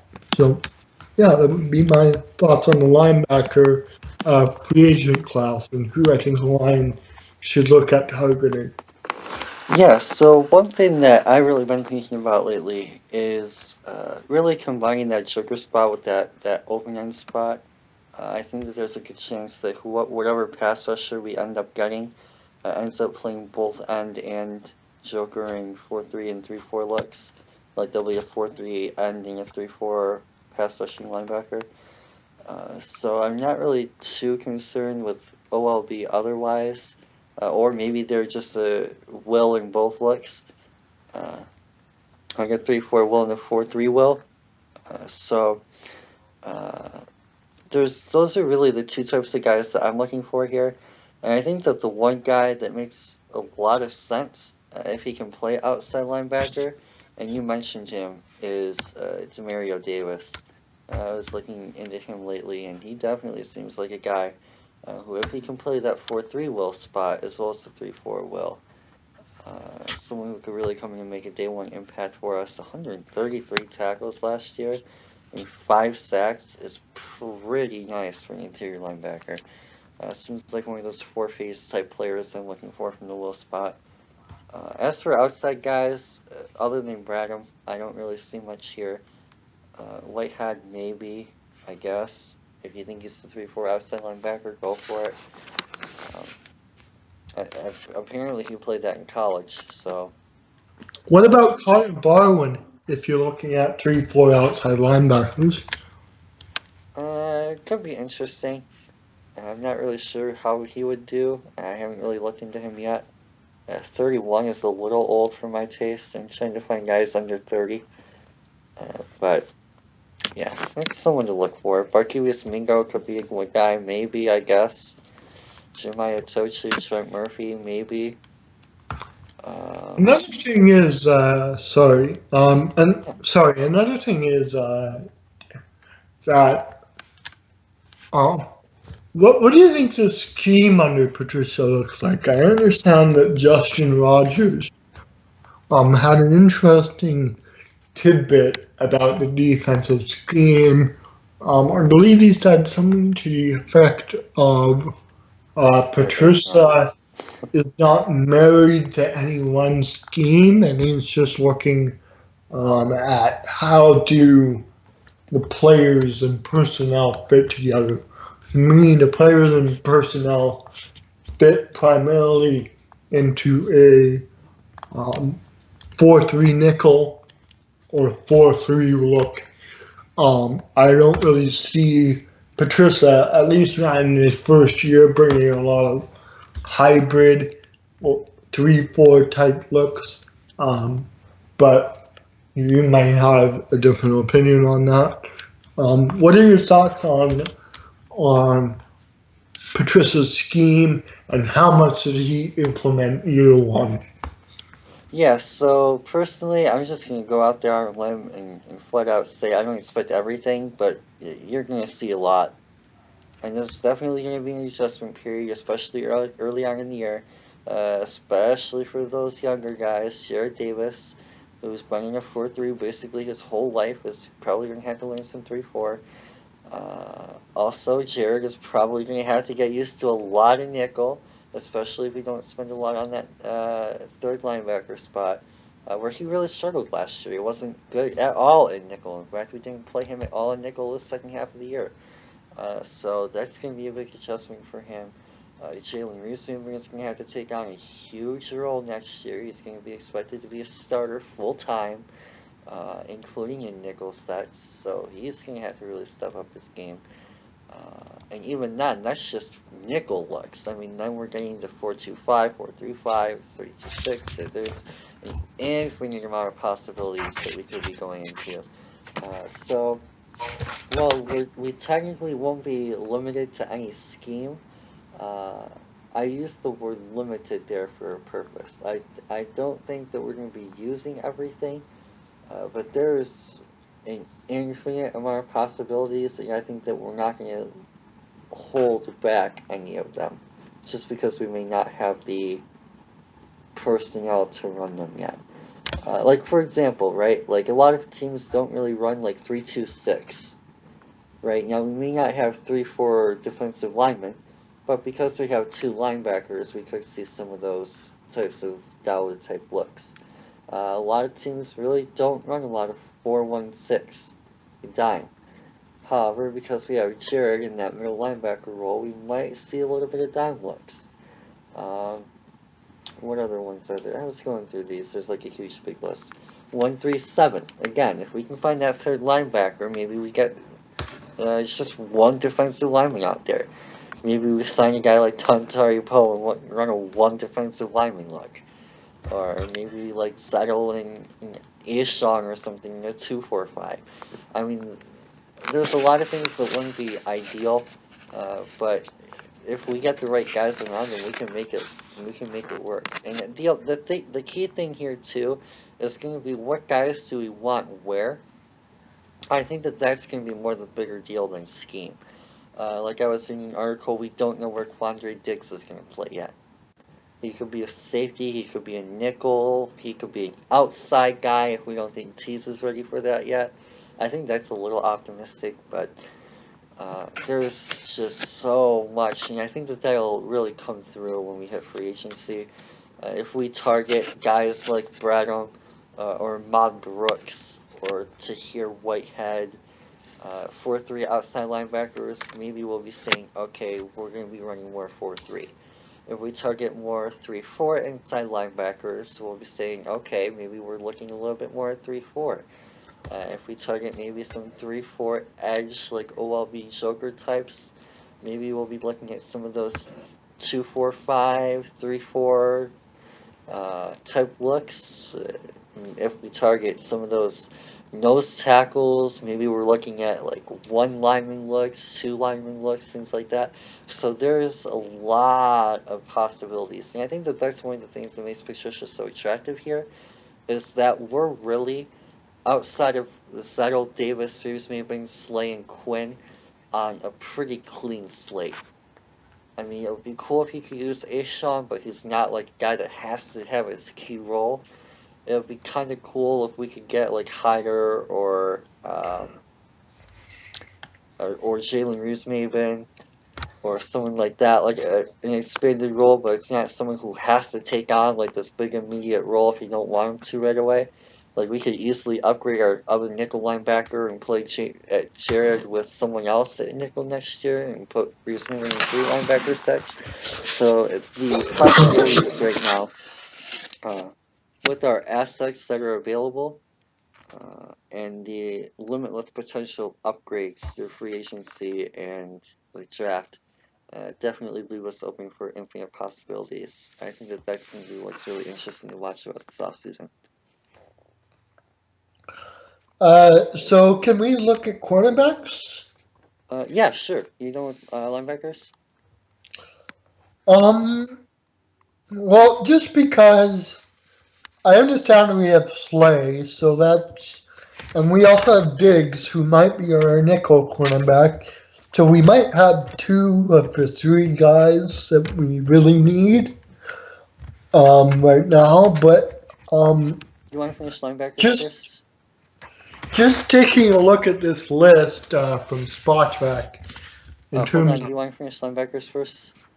Pardon? Do you want to finish linebackers first? Sorry, what? Do you want to finish going over some linebackers first? We haven't talked about the linebackers in the draft yet. Oh, yeah. My apologies. So, I have the list up here. Is there anyone in the draft at linebacker that you might want to see targeted? Is there any guys that I would like to be targeted at linebacker? In the draft. Yeah. Other than the top guys, I'm not really too familiar with this linebacker class. Gotcha. Okay. Tremaine Edmonds and Rashawn Evans and Roquan Smith are really my main guys. If we wanted to go in that direction, Tremaine Edmonds in particular, I think is a really good fit for us. But yeah, why don't you explain some of the guys that you like in the draft for outside linebacker? Yeah, so honestly, I'm kind of leaning the opposite direction here. At this point, I want to see the first round being offensive lineman, like a left guard or a defensive lineman, whether that be a DT or a pass rusher. Either way, I think that'd be a better way to go. And I want to see linebacker just a little bit later, simply because I think that the depth in this class is going to be there. Leighton Vander Esch is an option in the second round. Josie Jewell, I guess, is potentially an option. I'm not really sure if he'd be a great fit, but I'm sure that we can make it work, especially in a 3-4. Darius Leonard, I've heard good things about. Some of my Patriots guys who know Patricia really well said that he's would be a great fit here. Fred Warner, I believe, had a pretty decent Senior Bowl week. Micah Kaiser, who's been getting some talk. Chris Worley looked out right there. Shaq Griffin could be a fun guy to watch. Dorian O'Daniel and Sean Dion Hamilton have had a pretty vast collection of college experiences. Jack Sixey, one of my Lions guys, mentioned to me a couple times.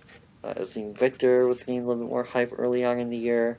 Tigray Scales is a fun guy to watch. I got to watch some of him in the Big Ten this year. Could be a very interesting player to watch later on. Keyshawn Barea, one of the guys that Dan mentioned to me. from unintentional grounding. He could be an interesting option late.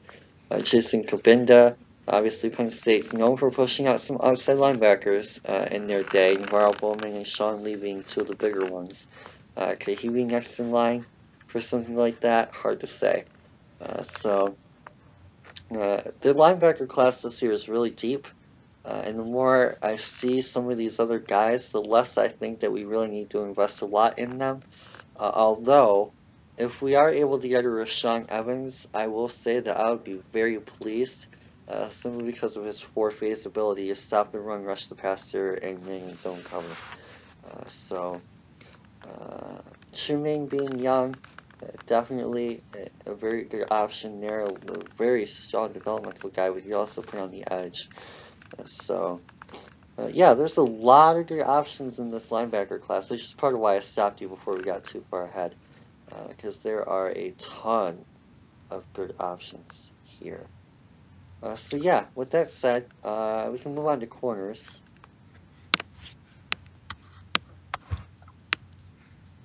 I think that free agents, in terms of free agent, I'm not huge on going cornerback. I think that Keith Tabor showed a lot when he was when he really got a role play.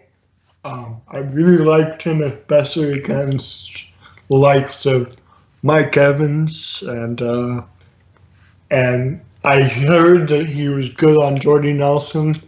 I didn't watch the Week 17 matchup just because it was too difficult for me after we had already lost the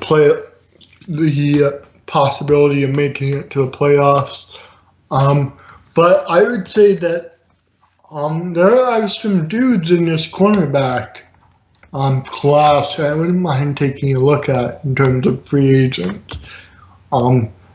Malcolm Butler is a dude I would at least ask Patricia about, see if he had any sort of input into the decision-making process of what went on there, particularly in the Super Bowl. But he's a guy that I would take a look at, depending on if on Patricia's word. Morris Claiborne is a guy I would look at. I think we can get him fairly cheap.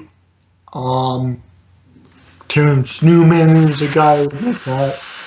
He's been really good for the Vikings, despite the fact that he's 39 and almost 40. And you know what? When you're that age, you could drop off at any point.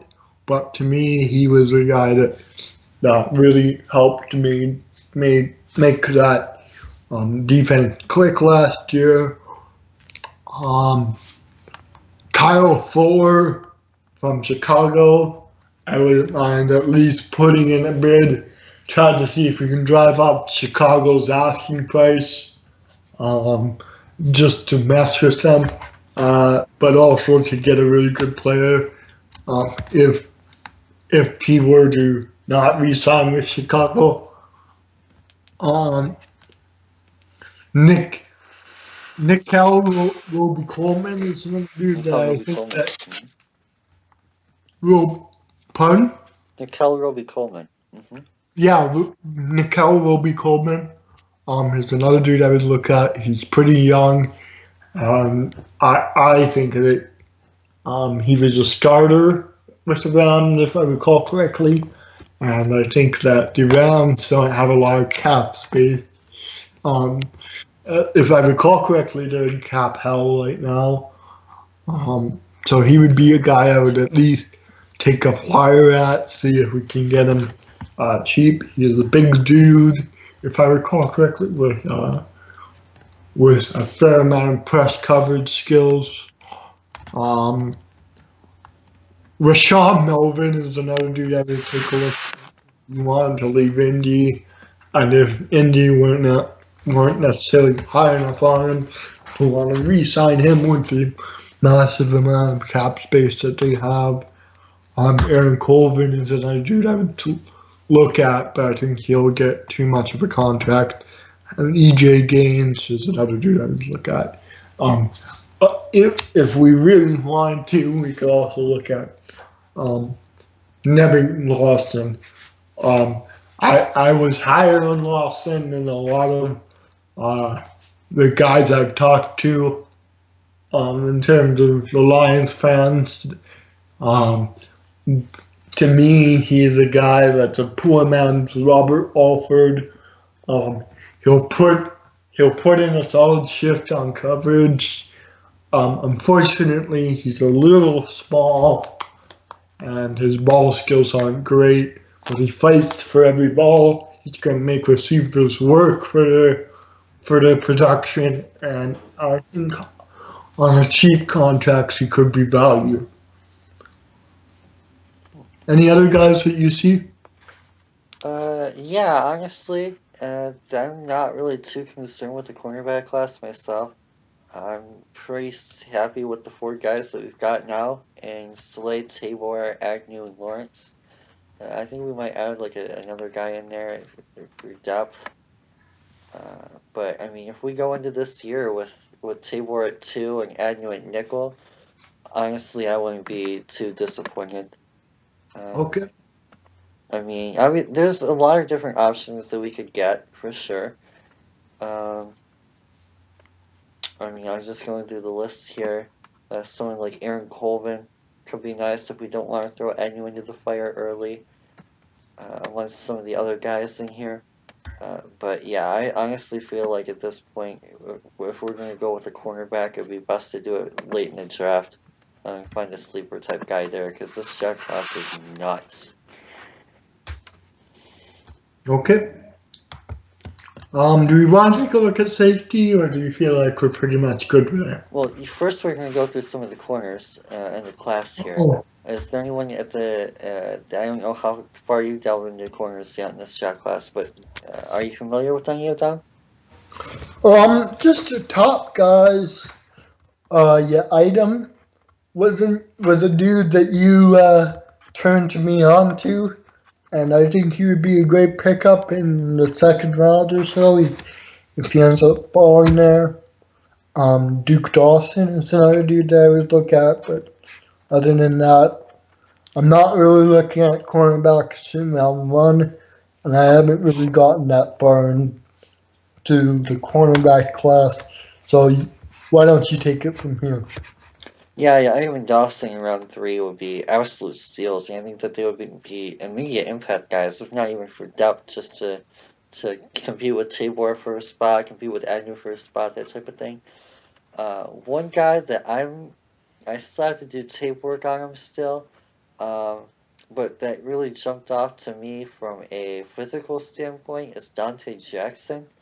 Apparently, this dude is coming out and saying that he's going to run low 4.2s and break John Ross's record for the 40. If that's the case, then he could be someone who makes a hot shot fly up into round 1. Uh, Isaiah Oliver, we took a look at earlier this week at the corner spot with Braden. He could be someone to watch as well. Denzel Ward is fun. Jair, uh, I think he's similar to Sidney Jones was last year. He's a high first round talent who's going to fall because of injury during the season. If he somehow ends up at 51 and we pass on him, oh man, I have a high first round grade on him. Couple of other options here later on. You guys know by now I'm a huge fan of Rashawn Golden. Waiting for some tape to drop on him, do a breakdown on him. Darius Phillips could be a fun guy to watch from Western Michigan, local product there. Obviously, you already mentioned Duke Dawson. Michael Joseph, Braden is a huge fan of. He could be a nice fun guy late. Definitely another one of those guys like Golden, physical, hard-hitting tackler type dude. Saran Neal, I like. Has the potential to play corner or safety. Pretty good size, like 6 foot. So he could be an interesting look there. Sharp Bant of Indiana. Man, corner class is ridiculously deep. Devon Davis is in here somewhere too. I don't see him, but he's a guy that one of my Lions dudes has been pointing out to me lately from UTSA. So maybe our new defensive line coach can help us out a little bit there as well. Just making sure I don't forget anyone here. Shaq Wiggins could be fun. Derek Tyndall could be someone to watch later on. There he is, Devon Davis there. Definitely interesting.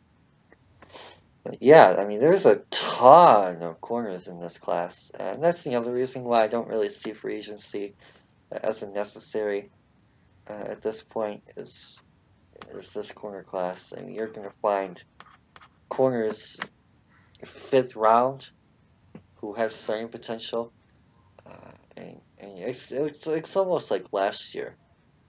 Just a really good cornerback class across the board. Nick Nelson's another guy. Oh my goodness. Deep.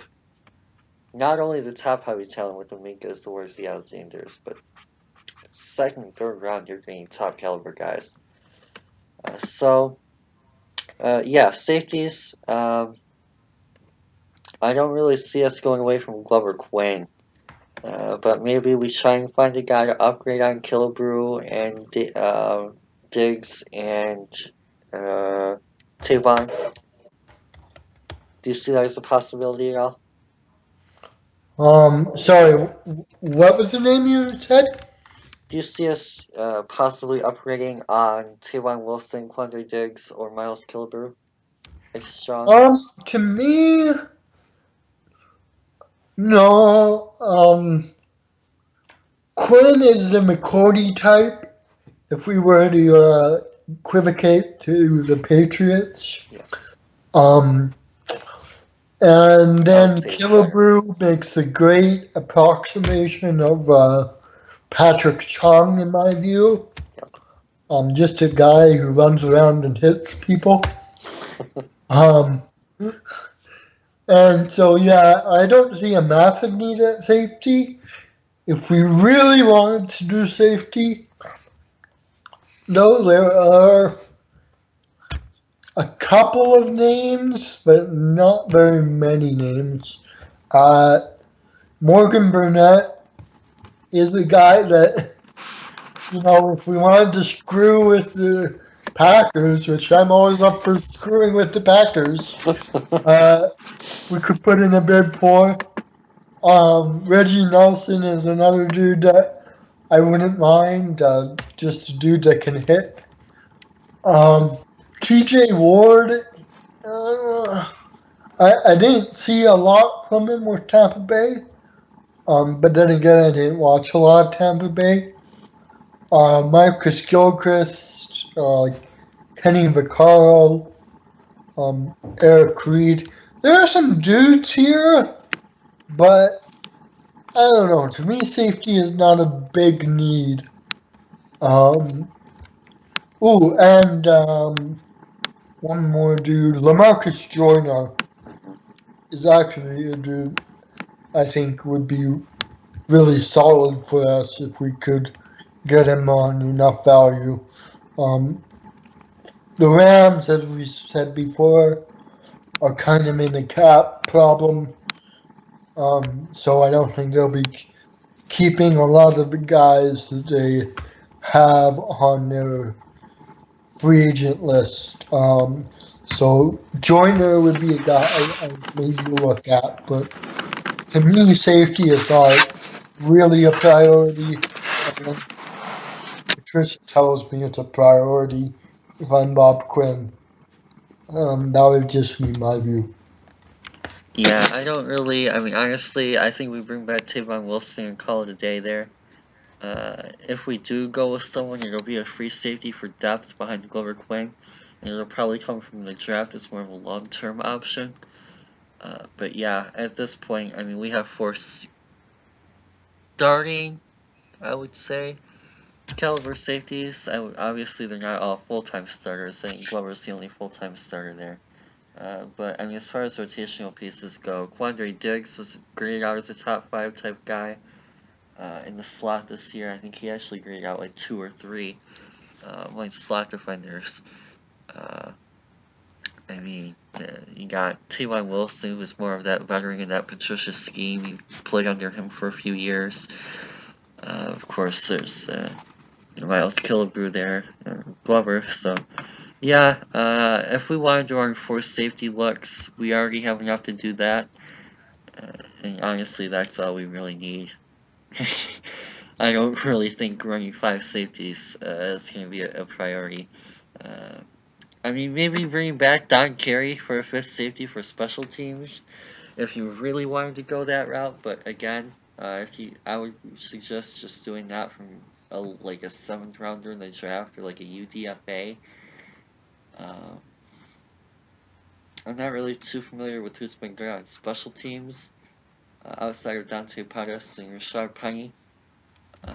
But yeah, I mean, if there's any safeties that maybe you guys know out there that are special team studs, maybe Jeremy Reeves, I guess, since he can play both corner and safety, could be an option. But yeah, if we're gonna address safety at all, it's probably gonna be like a 7th rounder in the draft, UDFA special teamer, or a guy who plays corner that can play safety, like Rashawn Golden type, Saran Neal type.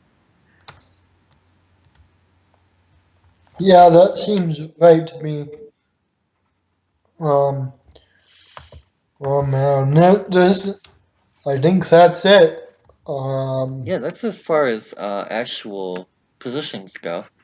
So let's see if we missed anything on outsiders here that we could talk about.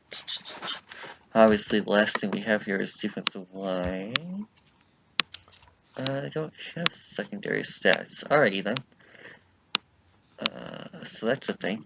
I think it's a no-brainer that we bring back Mobach as long snapper is my only thing. Yeah, I don't see us cutting Prater. I don't see us cutting Martin. I don't really see us letting Mobach go. So, special teams is set. We have a top 5 special teams unit. Patricia kept Marciano and Fitzsimmons on.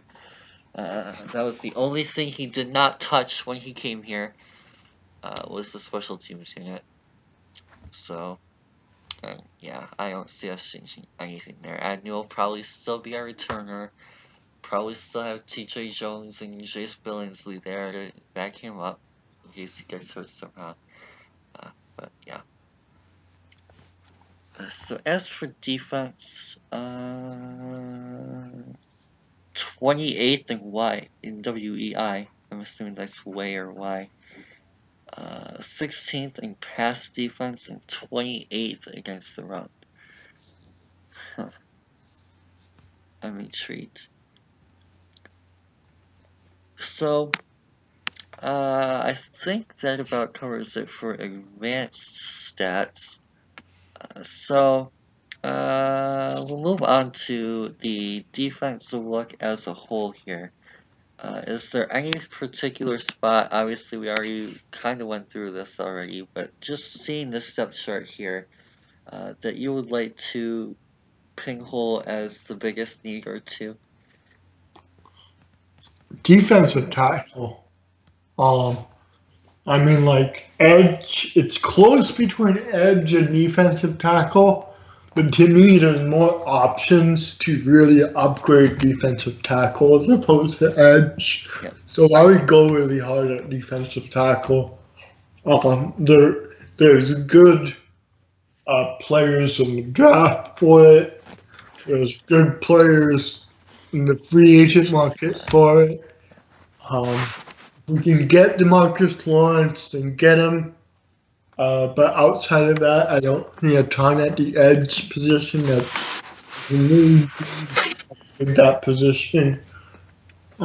Maybe get a guy in the draft if that's value. But to me, that tackle spot needs to be upgraded in a big, big way.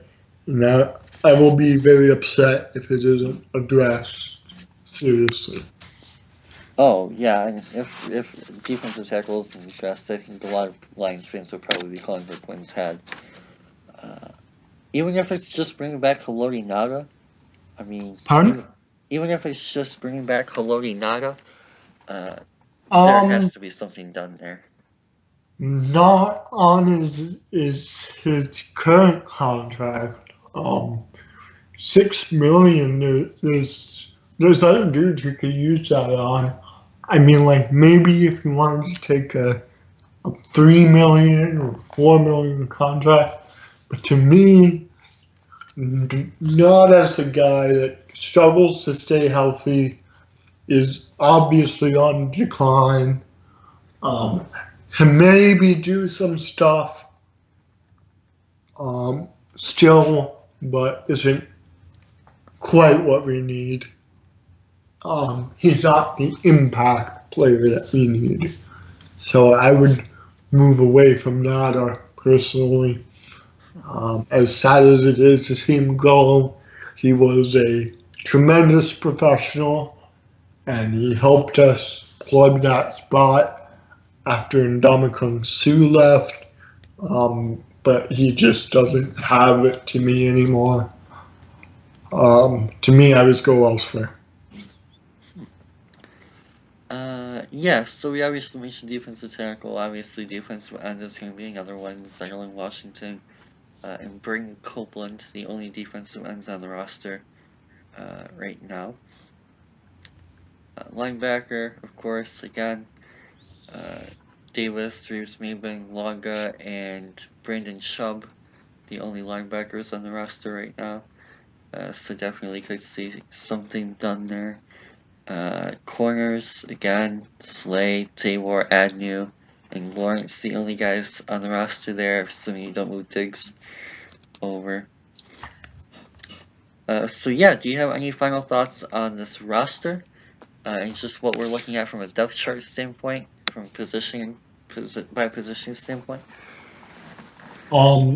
No, to me, I think I've covered pretty much all I wanted to say on the subject. To me, running back, defensive line, linebacker, those are the spots you really need to address. And obviously, left guard. Um, those are the spots that we need to address. We have a fair amount of cap space, despite the fact that we gave Stafford that mega contract. So that's good stuff.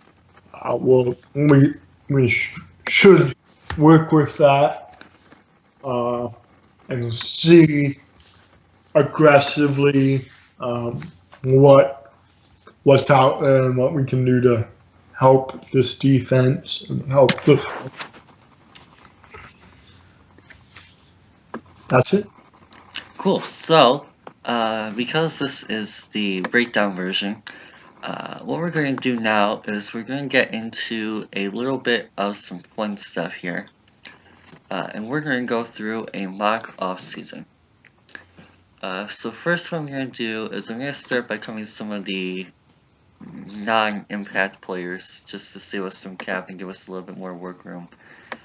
Emmett Cleary cut, Bradley Marquez cut, Dwayne Washington definitely getting cut. Cam Johnson, don't really see him here.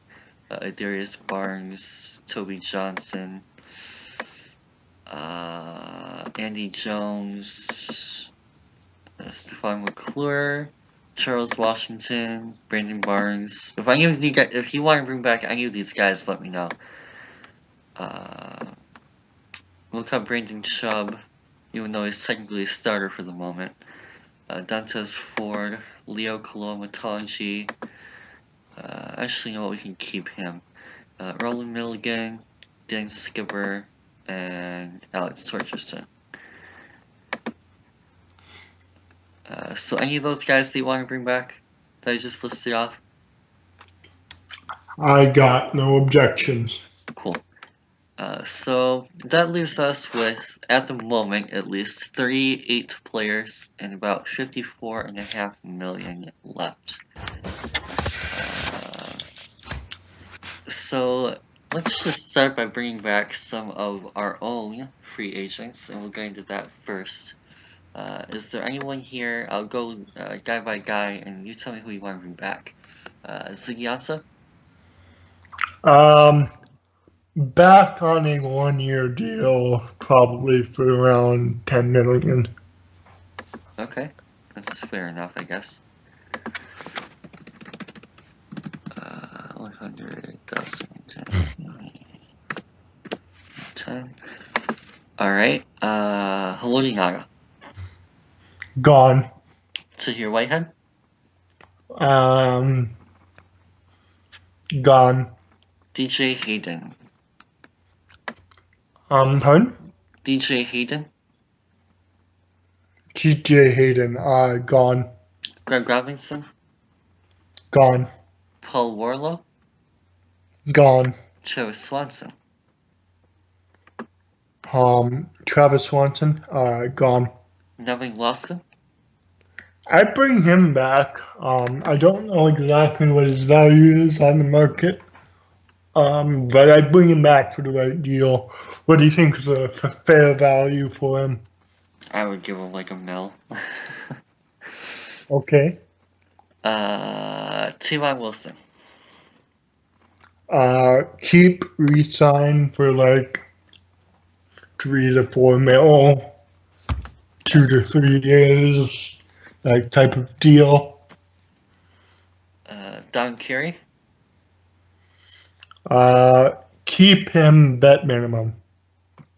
I don't know what that is, so we'll see 500k. Darren Fells. I don't know what his market looks like. What do you think is the fair value? Probably like 4 to 5 mil.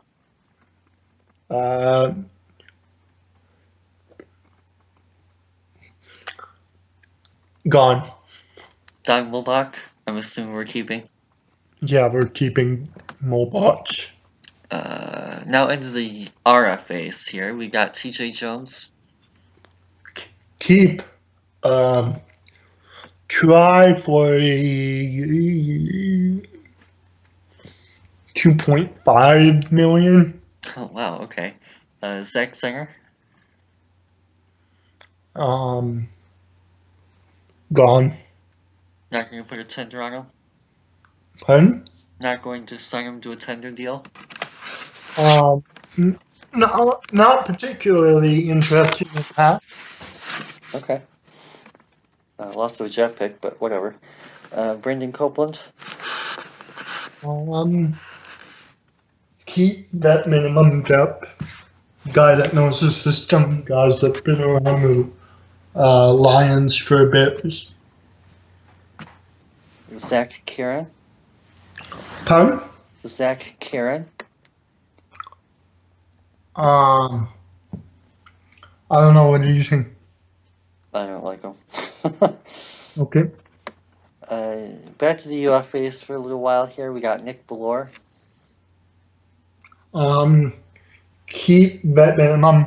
Ooh. Special teams guy. Got it. Okay. Jordan Hill, who never got the chance to shine last year.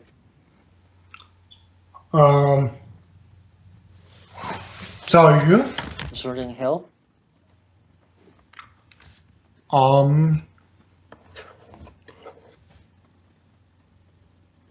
Gone. Okay. Don Barkley. Gone. Mike James. Gone. Dwight Freeney. I'd keep. Don't think Well, he retires. pardon? Don't think he retires or tries to go somewhere else. Probably he'll retire. If he wants to retire or go somewhere else, I won't tell him. Christian Ringo or Rodney Coy for ERFA.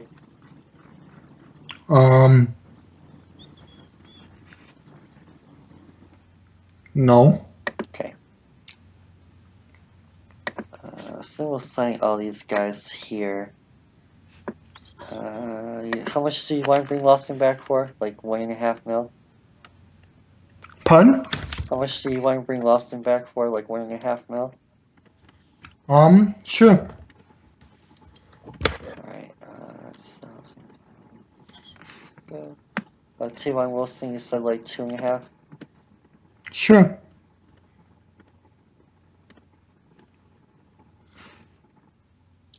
Don Carey, what, like 750?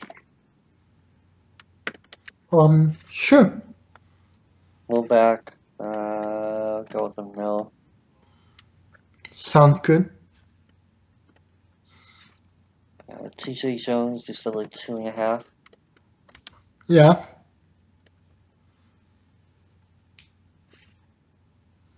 Oh, that's not. It's 250. Okay. Brandon Copeland. It's like the vet minimum, so we'll say like 750. Yep. Kerry Hyder. Yeah, I keep. Yeah, how much? A year, 3 months.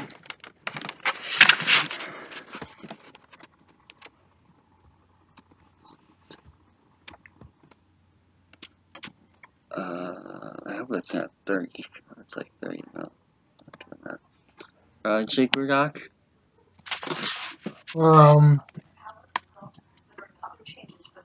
Keep, I guess, for now, that minimum. So what would that be, like 750K?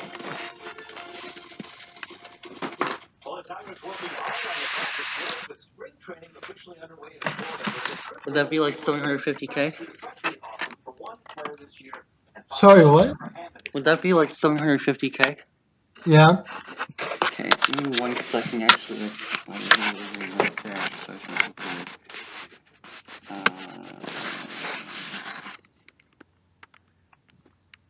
And then the other guy too, while I'm doing this, is Nick Delore. Thoughts on him? How much? I signed him to the vet minimum. Alright, so like 750K for him too. Yep. Alright, there we go.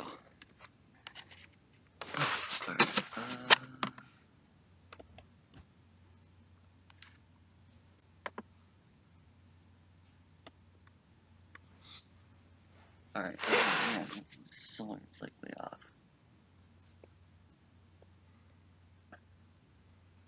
We'll just dump him, and then that will give us a little bit more clear, I'm pretty sure.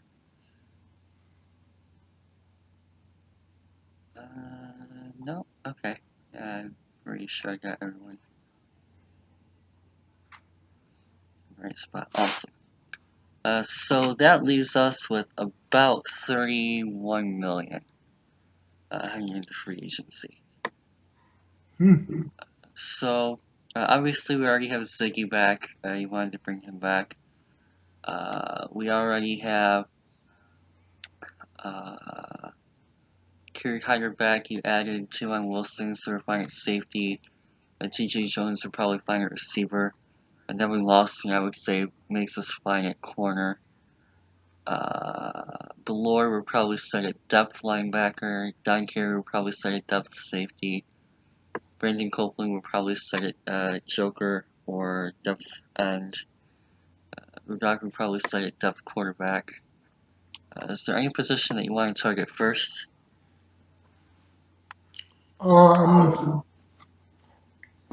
Draft or free agency? Free agency, and then after free agency, we're gonna go into the draft and do that. Linebacker? And free agency? Yeah. Okay. No, sorry. Defensive tackle. All right. And who would you like to add?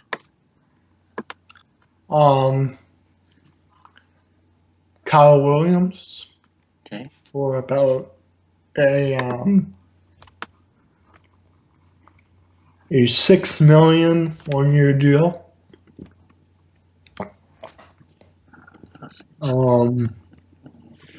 Okay. And then I would add moving on to edge. Okay. it would add DeMarcus Lawrence for something like 15. 13, 14, somewhere in that range. Okay.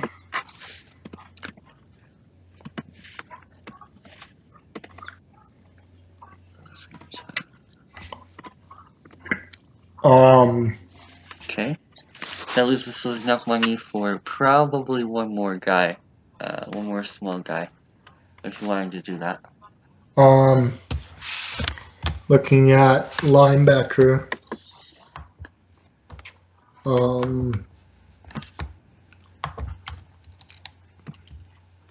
Linebacker. Why don't we sign Paul Paslowski? That's gonna be way too much. We only have like 2 or 3 mil. Oh, okay. Jonathan Casillas. Okay. For something like 2 mil or 2 something. mil. Yeah. Okay.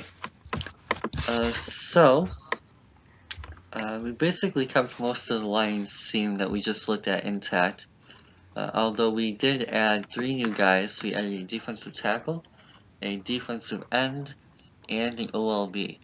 I'm really interested that you're spending 24 million on Lawrence and Ziggy.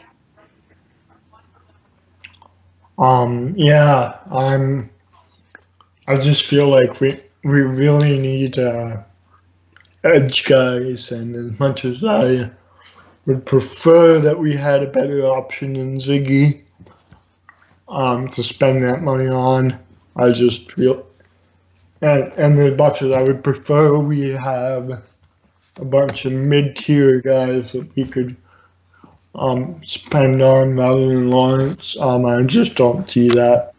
I see. But I think the defensive line is pretty much shored up about as much as we could with the additions of Kyle Williams and DeMarcus Lawrence. I think that's a really much more powerful, much more impactful defensive line than it was before we spent that money. Yeah. Alrighty, so here we go. We have finally made it to the NFL mock draft. At least the first one. We're probably going to do 2 of these, one on each site. Yeah, let's just get right into this. Would you like to trade for a top 5 pick? No. Alright, first 5 picks off the board are Josh Allen, Sam Darnold, Saquon Barkley, Tavares McFadden, and Josh Rosen. Would you like to try and trade for a pick between 6 and 10? No.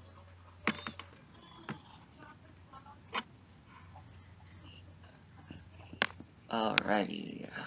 6 was Mayfield, 7 McGlinchey, 8 Nelson, 9 Chubb, 10 Hurst. Oh, you like to try showing up between 11 and 16? Or 11 and 15? Why don't we see what the prices are for that? Okay, I'm not gonna trade with the Bears. That's not happening. The Bears took Calvin Ridley. I'll try the Bengals. 12. What would you like to try and give up to move up 8 spots?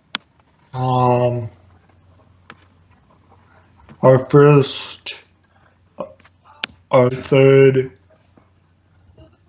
and a future 5th. Oh, we can't do futures. So it has to be Okay. current. Okay, and our 5th.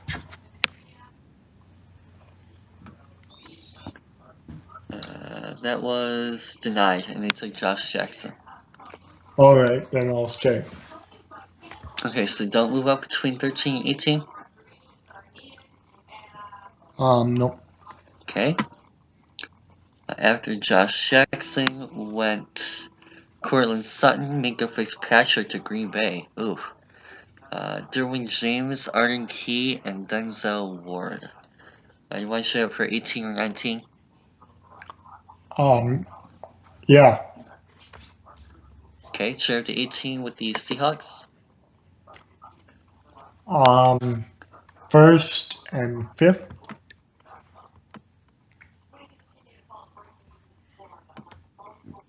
All right.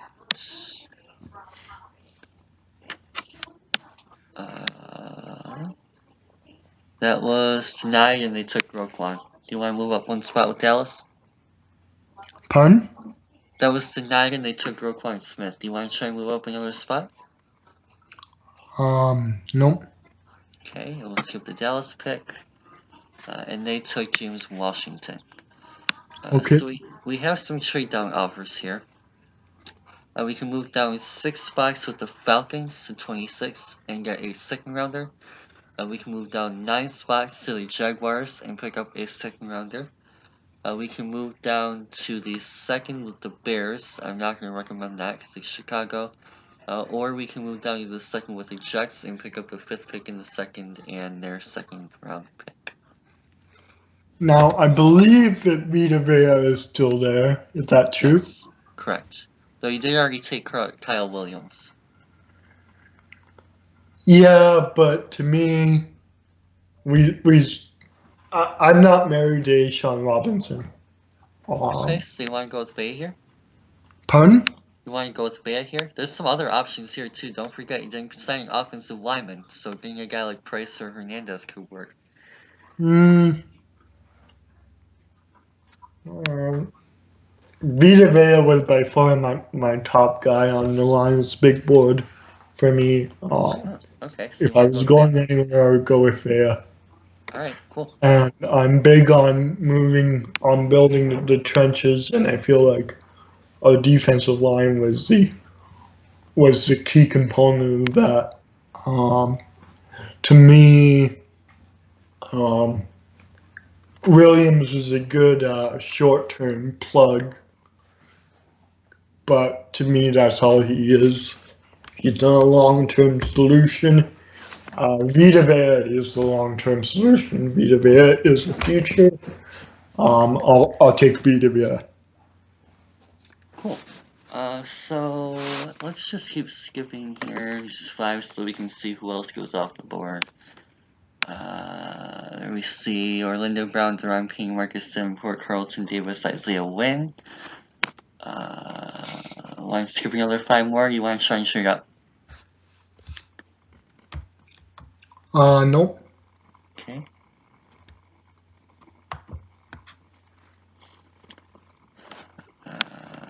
The Falcons take Brian.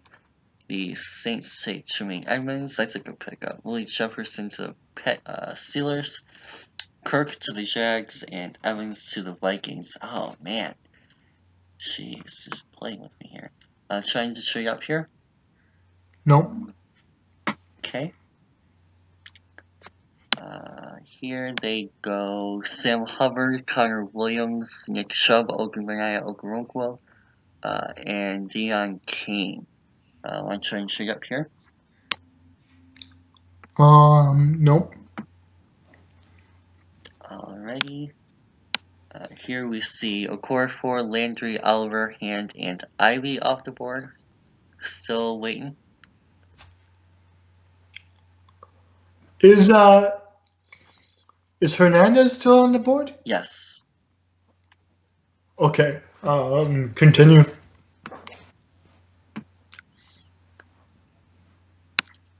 Next 5 are Jair, Ronnie Harrison, Martinez Rankin, Will Hernandez, and Dorrance Armstrong.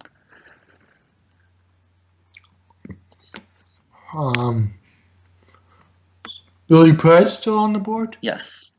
Okay.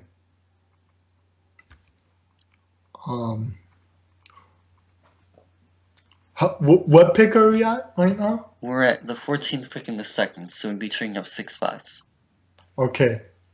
Or we could trade at any pick up until, or actually we have 19, so we'd be trading up 5 spots. We can trade at any pick until then. Sorry, we're actually at... We're at 14, but the line said the 19th pick in this round, not 20. Okay. Let's continue. All 5 picks? Yep. Okay, the 5 who went are Price, Cole, Miller, Clapp, and Jackson. So huge run of offensive linemen. So, Billy Price, is he still on the board? No, he went the pick that we just stopped at. Um, Well, first let's so go over trade down offers in case you want to do one of these. okay. If we move down 6 spots with the Titans, we pick up their 3rd. If we move down 10 spots with the Jags, we pick up both their 3rd and their 4th. And if we move down, it's with Minnesota, so we'll ignore that. Do you want to take any of those? I'd do the second offer. The Jacksonville deal to get their 3rd and 4th? Yep. Okay. So let's see who they trade up for here. They really wanted Mason Rudolph. Over Lamar Jackson, too. Okay. After that went Sonny Michel, Lamar Jackson, Anthony Averett, and Rasheem Green.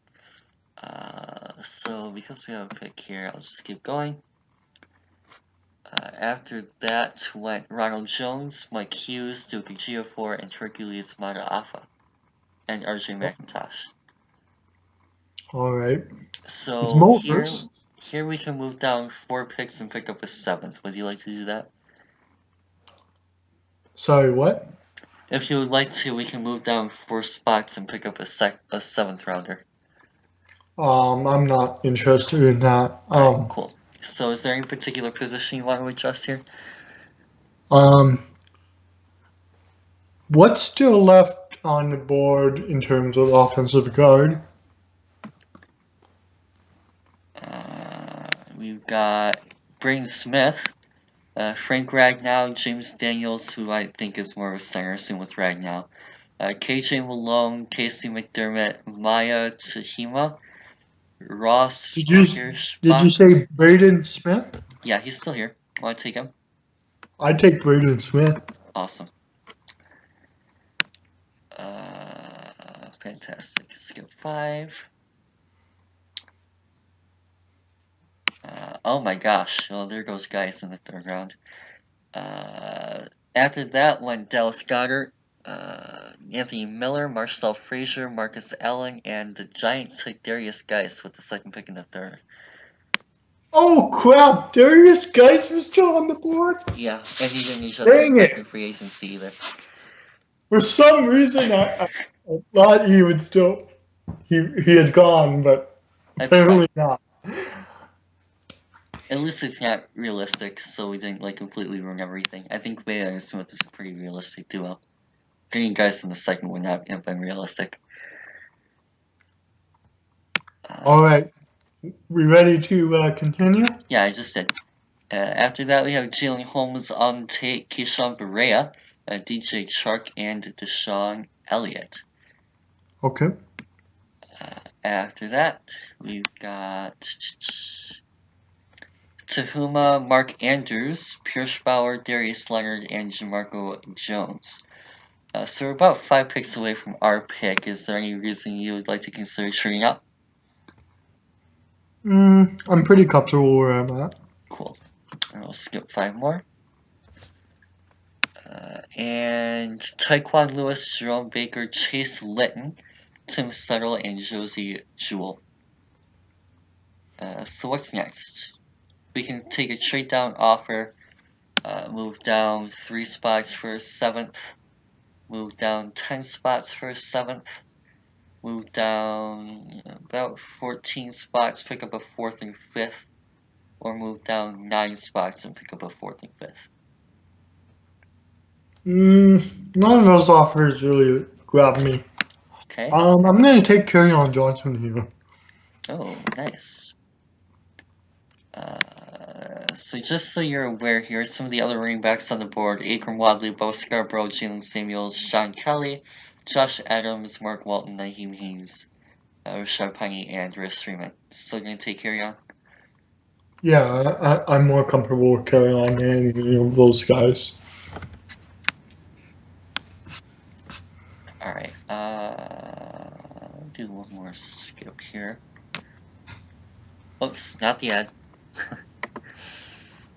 Oh boy, okay. Skip. After that pick, we had Lola Tulele, Justin Reed, DJ Moore, Dante Pettis, Marcel Aitman. So those are running on wide receivers. We're about 5 more picks away from our second, third rounder. Would you like to try and trade up here? No. Okay.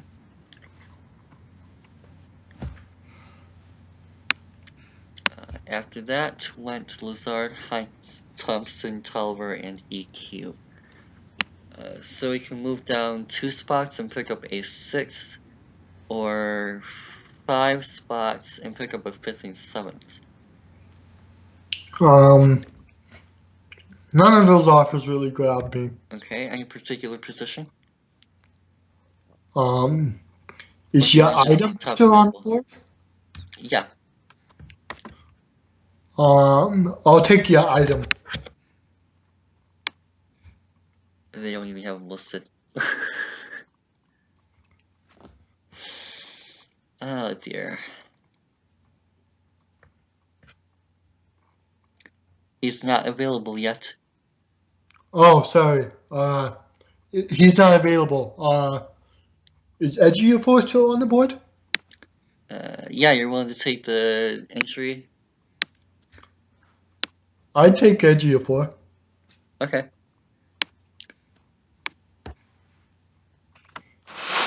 Where do they have him listed? Or you know what, they probably dropped him because of his injuries. That makes sense. He's not listed here either.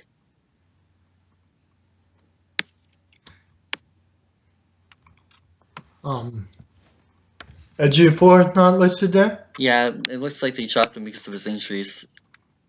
RJ McIntosh? Oh, wow. Okay. I haven't actually watched him yet. Another defensive tackle? Just thinking about it.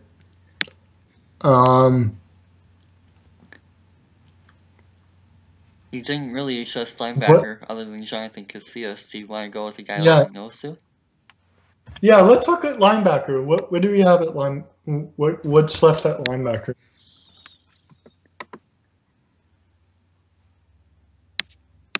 We got Dorian O'Daniel, Javon Rollins-Jones, Jeff Holland, Josh Sweat, Lorenzo Carter, Marquise Haynes, Matthew Thomas, Mike McCray, Olusunkanami Adenyayi, and Ushane Nwosu. I'd do Josh Sweat. At defensive end or linebacker?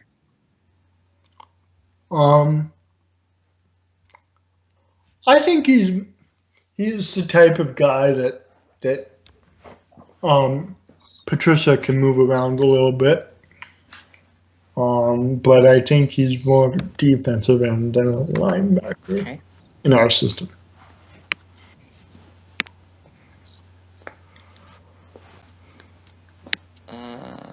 After that, we have Harrison Phillips, Greg Gaines, Zach Crabtree, Quentin Mason, Quinn Blanding. Followed by KJ Malone, Derek Nadi, Marquise Haynes, Lorenzo Carter, steal for the Cardinals, and Armani Watts. Followed that up with Hayden Hurst, Leighton Vander Esch, another steal there for the Cardinals, of course. Rice Freeman, Dalton Schultz, and Jerry Tillery. Would you like to trade up here? We're about 4 picks away. No. Okay. And after that, we have James Daniels, Kiki Kuti, Ian Thomas, and Deontay Burnett. So if we trade down to the top of the 5th, we can pick up an additional 5th and 7th. Would you like to do that? I'm guessing probably not. I don't think I'm really interested in that. Okay. So is there any particular position or just best available? Yeah, let's look at best available. What's best available? Brandon Facison, Chad Thomas, Daniel Carlson, who we're not taking.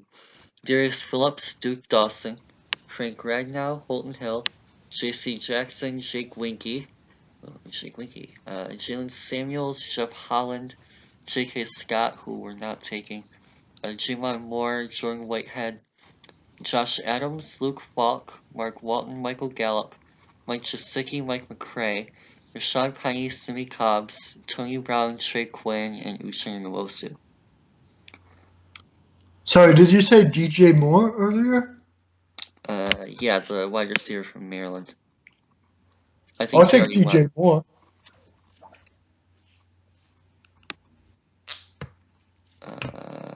Oh, that was Jamon Moore. DJ Moore went earlier. Okay, is Nick Chubb there? Should be. You did already go with carry on. Do you want to go to running backs? I think that running backs is from the need that we can double dip on it. They actually don't have Chubb here. Must not view him as the day They 2 don't guy. have Chubb there? No. Must not view him as the day 2 guy. Okay. Duke Dawson. Cool.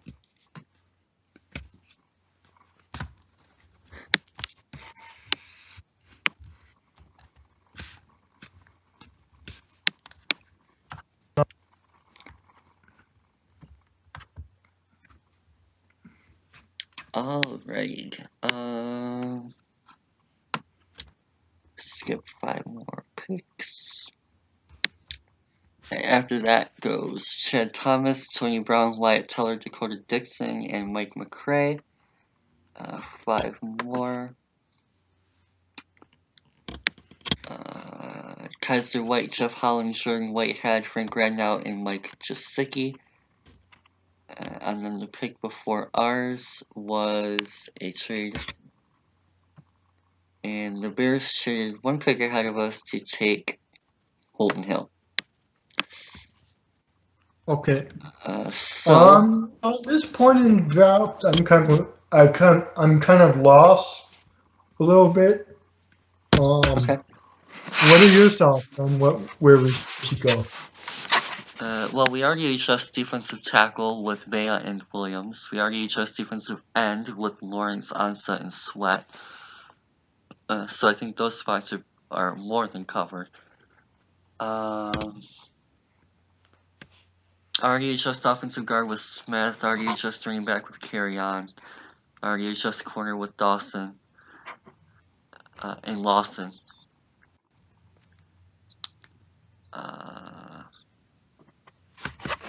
And quarterback is fine. You said earlier you mentioned Luke Falk. Would you like to take him here?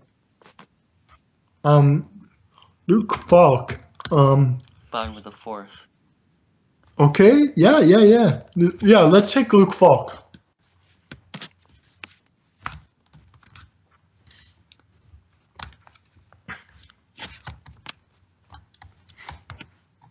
He's actually one of the best values left. We actually got an A+ for that. Nice. Alright. Next 5 picks here. We got Uchenna Nwosu, another guy I really like. Andrew Brown, Mark Walton, Matt Linehan, and Jalen Samuels. Mark Walton? Yeah, the running back from Miami.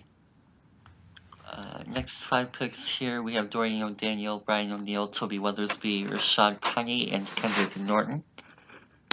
Okay.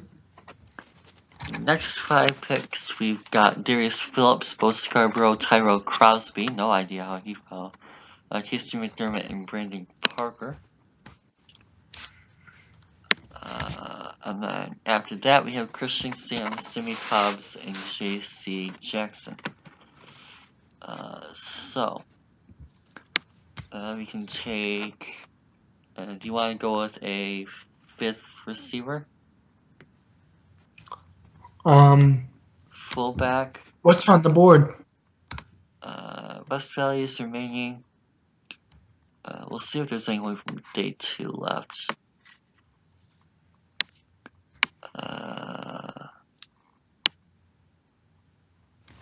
The only day 2 guys left are Trey Quinn and Michael Gallup. Michael Gallup. I feel like I've heard that name before. Do you have any thoughts on Michael Gallup? Yeah, I like him. All right, I take Michael Gallup. Sweet, another A+ grade. Because our pick is so far away and we're late in the draft, I'm just going to skip to it. And our last pick here in the 7th round. Any particular position you want to... We still haven't addressed linebacker, other than Casillas. All right. Want to adjust linebacker here? Upgrade on Brandon Chubb? What's there at linebacker?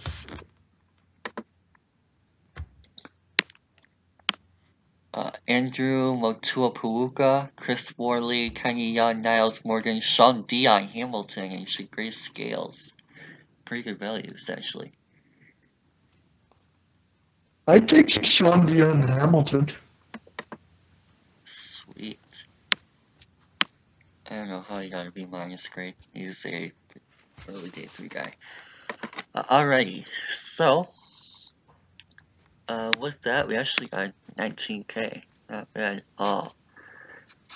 We have completed our draft here, and our first off-season, as part of this particular site, we have added, obviously going back through free agents here, we signed DeMarcus Lawrence, Ziggy Ansah, Kyle Williams, Kerry Hyder, TJ Jones, Tavon Wilson, Jonathan Casillas, Nevin Lawson, Don Mulbach, Jake Rudock, Nick Bellore, Don Carey, Brandon Copeland, and then in the draft added Vita Vea, Braden Smith, Kerryon Johnson, Josh Sweat, Duke Dawson, Luke Falk, Michael Gallup, and Sean Dion Hamilton.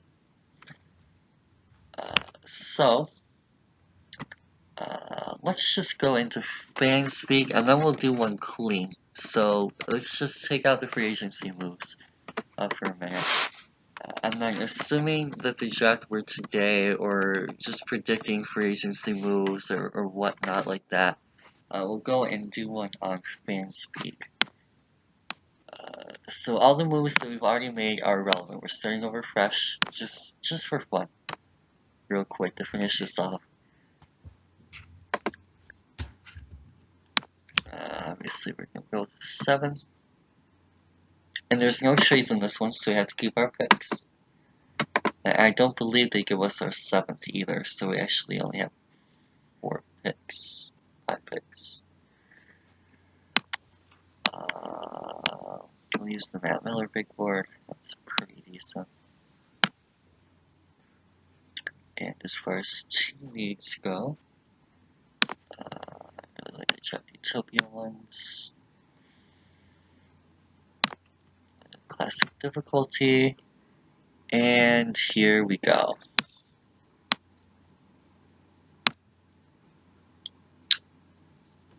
So,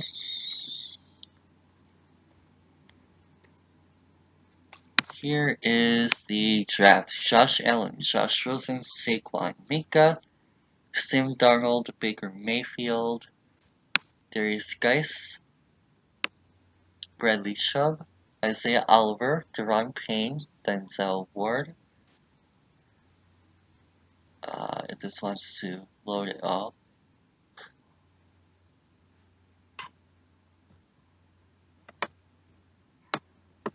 Maybe. Hello? Stupid. Why don't you want to load, FanSpeak? Pardon? FanSpeak doesn't want to load. It's stuck after pick 11. There we go. Quentin Nelson, Shemaine Edmonds, Connor Williams, Josh Jackson, Kevin Ridley. And it froze again.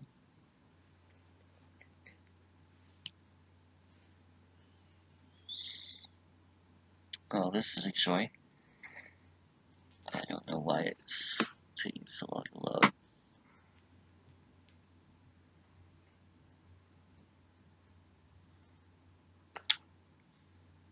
Is there anyone here? You can see the big board on the right. Is there anyone here that appeals to you at the moment?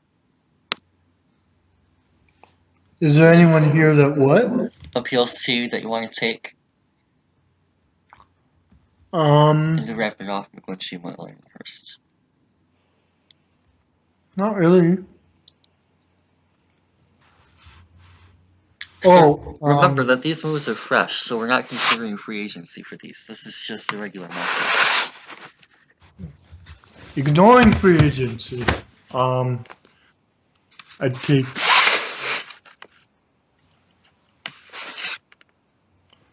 is Jermaine Edmonds still on the board? No, he went to, I believe, the Bengals. Taven Bryan still on the board? Yeah, would you take him over Bea? Oh, Vea. Yeah. I'd take Vea. Sorry, I'm a little spacey right now. You're fine. After that, we had Sutton, Wynn, Davis, Reed, Derwin James, Harrison Phillips, Harold Landry, Roquan Smith, Dallas Goedert, Shaquille Okorafor, Arden Key, and Orlando Brown. All right.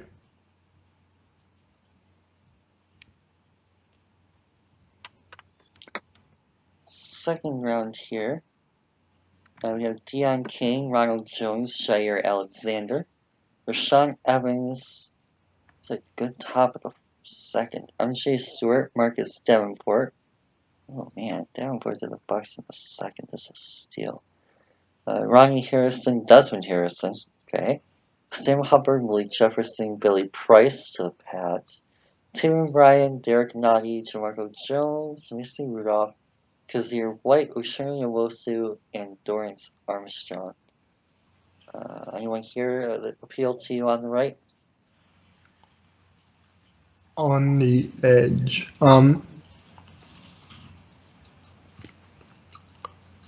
Is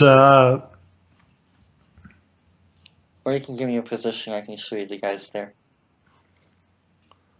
Sorry, what? Or you can give me a position, I can bring up the list there. What about offensive guard? What's there? We have Will Hernandez, Braden Smith. That's about it.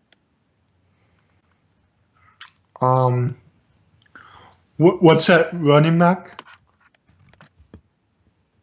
Michelle, Carrion, Walton, Penny, Chubb, Wadley, Kelly, Adams, Freeman. Tons of guys. All right. Then I'll take Hernandez.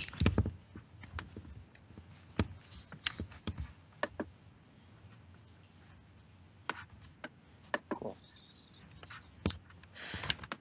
And look at that, Braden Smith one pick later. Rasheem Green, Corey Robertson, Brian O'Neill, Lamar Jackson, Chet Thomas, Mike Hughes, Sonny Michelle, Marcus Allen, Joseph Noteboom, Deshaun Hand, RJ McIntosh, and Carrion. Crap, Carrion. Okay.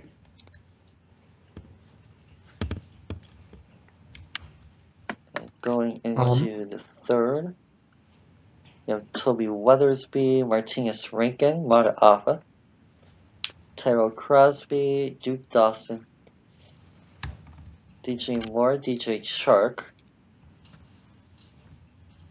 Christian Kirk, Taekwon Lewis, Alex Kappa, Leighton Vander Esch, good pick, Jeff Holland, the Packers, ouch. Jalen Holmes, Jerome Baker, Trenton Thompson, Ola Denier, Mark Andrews.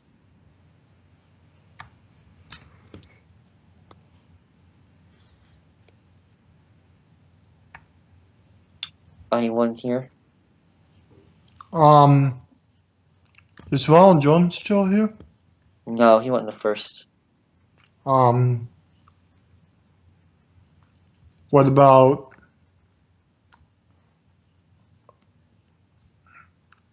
about Rasheem Green? I believe I already saw him leave too. Yeah, he's gone. Sam Hubbard.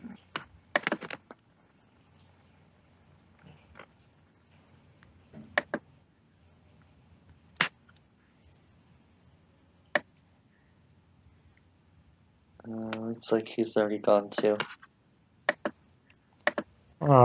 Nick Chubb. I know he's still there.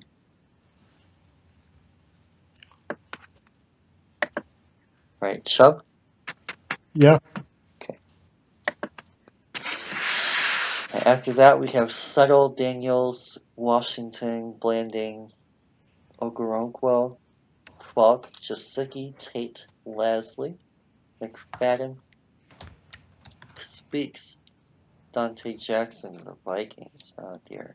Tevin Bellamy, Terrell Edmonds, Hayden Hurst, Deshaun Elliott, Anthony Miller, Rashad Penny, Mark Walton, and Kyle Lauletta.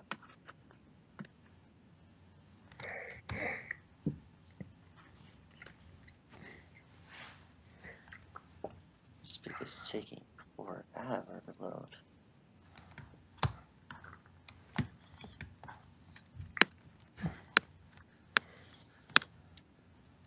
Frank Ragnow, William Clapp, Sam Jones, Jimmy Cobbs, Michael Gallup, Josie Jewell, Armani Watts, Kendrick Norton, Josh Sweat, John Kelly, Godwin Igwebuike, Jordan Whitehead, Nick Nelson, Marcel Aitman, Anthony Averett, Quentin Meeks. Anyone here? Is Josie Jewell still there? Don't believe so. Lorenzo Carter? Yep. I'd take Lorenzo Carter. Sweet. After that, we have Abram, B.J. Hill, Bo Scarborough, Austin Corbett, Nick Gates, Kamoko Toure, nice pick there by Cleveland, Kiki Kutu, Marquise Haynes, Cam Cully, Kurt Benkert, Sean Dion Hamilton, Jojo Wicker, Sean Welsh, Justin Jones, Duke Ejiofor, Mason Cole, Brett Toth. Oh dear. Taylor Hearn, Dominic Sanders, and Mike White.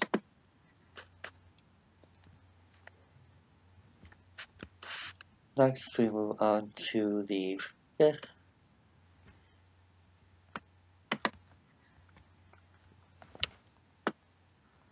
Deshaun Hamilton, Darius Leonard, J.C. Jackson, Troy Magali, Josh Adams, Christian Campbell, Jamon Moore, Jalen Samuels to the Bears, dear. Devontae Wade, Dante Pettis, Shay Quinn, Dalton Schultz, Levi Wallace, Chris Herndon.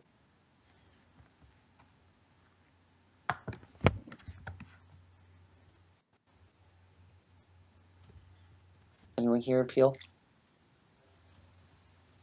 What are your thoughts? Well, we already taken a DT, a DE, a running back, and a guard.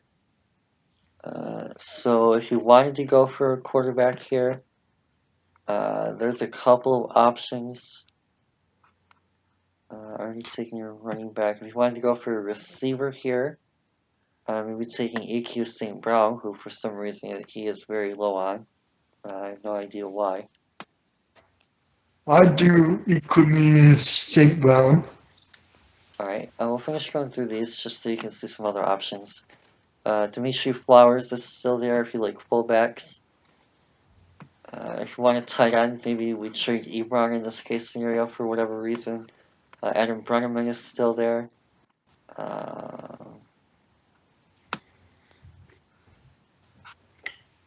If you wanted to go with another defensive lineman, guys like Puna Ford, Lola Tulare, Contavious Street, all still there. If you wanted to go with another edge, someone like Joe Osman, Justin Lawler, Andrew Brown, all still there. If you wanted to do just the linebacker position, guys like Jack Sitchie, Shaquem Griffin, Worley, O'Daniel, Warner, all still there. If you want to add to the corner situation, guys like Danny Johnson, Isaac Ido, Michael Joseph, Fulton Hill, Jeremy Reeves, all still there. And for whatever reason you wanted to take a safety, Jesse Bates is still there, as is Saran Neal.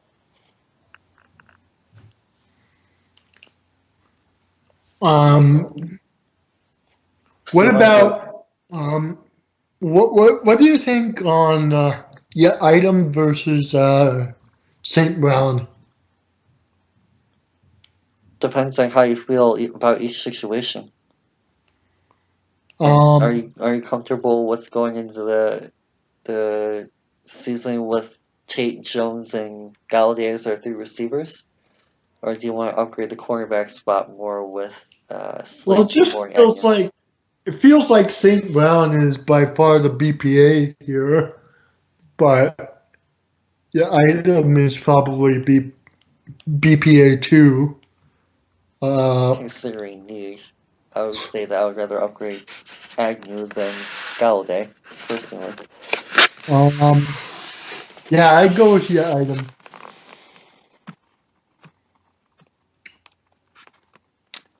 Alright, after that, I'll stop bringing the picks, because honestly, I'm kind of getting a little tired. Some good ones after that, though. Royce Freeman, Alan Lazard, Saran Neal.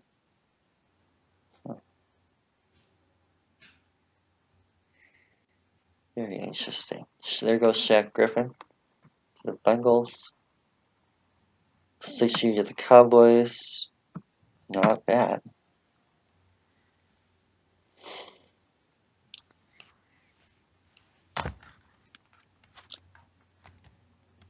Not too bad.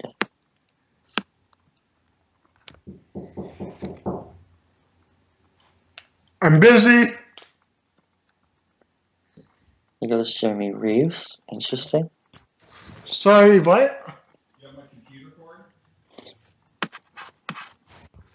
Give me 1 sec. Yeah.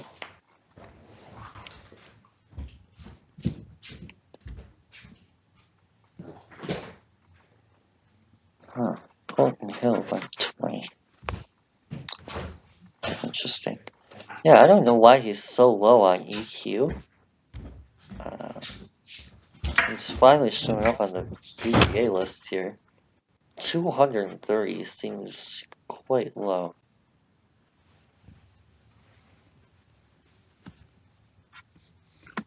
Strange. He's picked up by the Niners there. Michael Joseph. Interesting.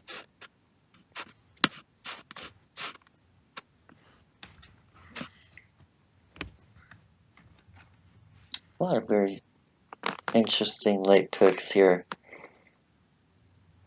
Huh. Jaleel Scott to the Broncos.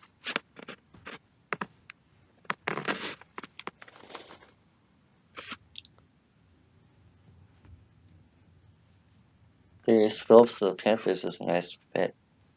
Lawler to the Cowboys is a great pickup. Yeah, it looks like they gave away our 7th. There goes Winicky. And there finally goes EQ. It's 30th pick in the 70th round, or in the 7th round. There finally goes Golden. Wow. It only took 248 picks to get EQ off the board. So here is the summary of this one with Vita Vea, Will Hernandez, Nate Chubb, Lorenzo Carter, and Isaac Ido.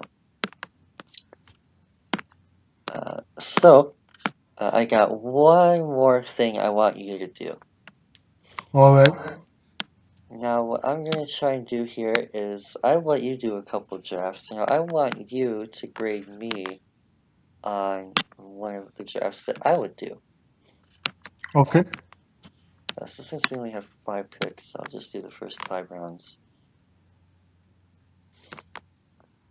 I'll do the same board as you and everything, just so we can keep this a little consistent. Same needs. We'll go Jack Utopia. And you let me know what you think of the picks that I make. Okay.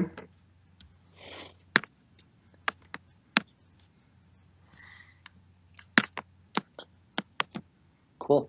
So, let's do it.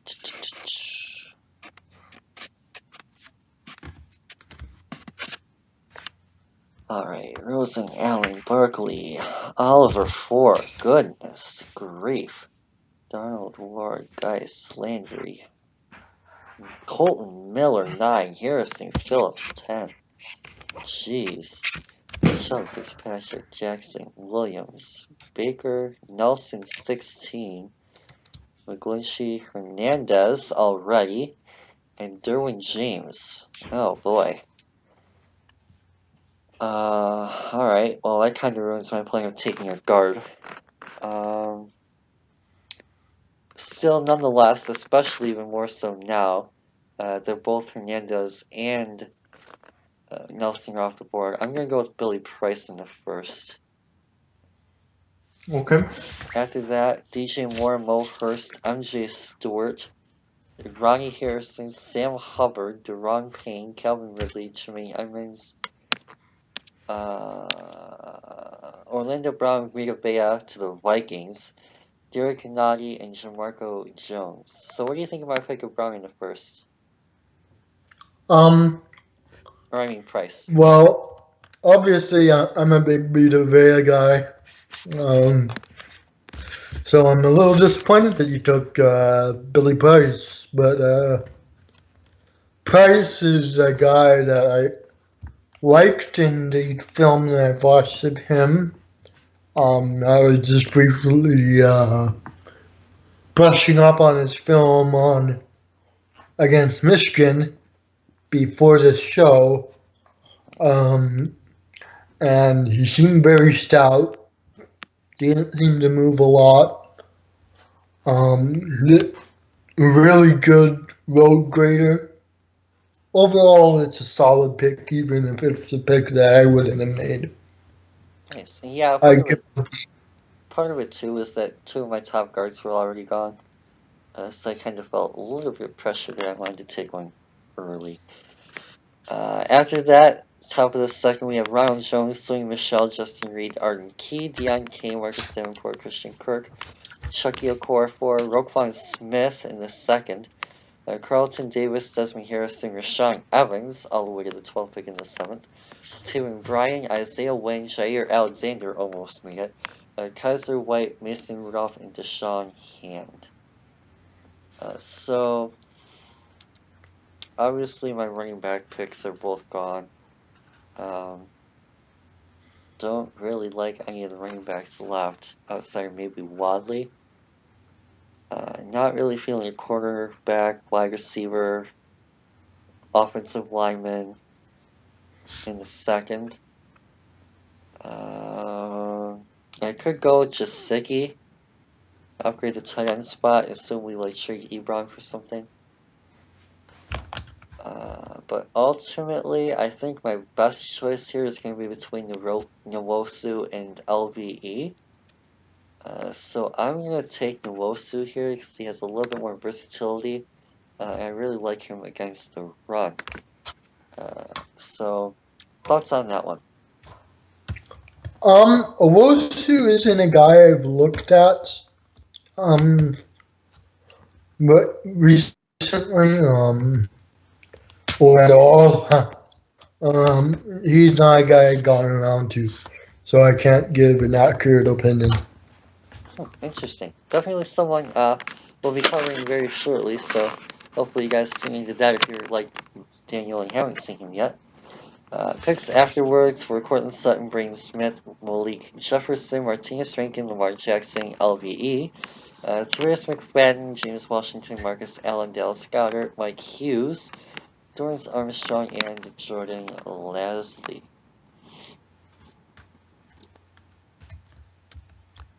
So, heading into the third round, as you guys can see, I haven't adjusted either defensive line spot yet. Most notably because I think we bring back Ansa and Nada and kind of call it hesitant there. James Daniels, Toby Weathersby, DJ Chark, Ryan O'Neal, Anthony Averett, Mark Walton,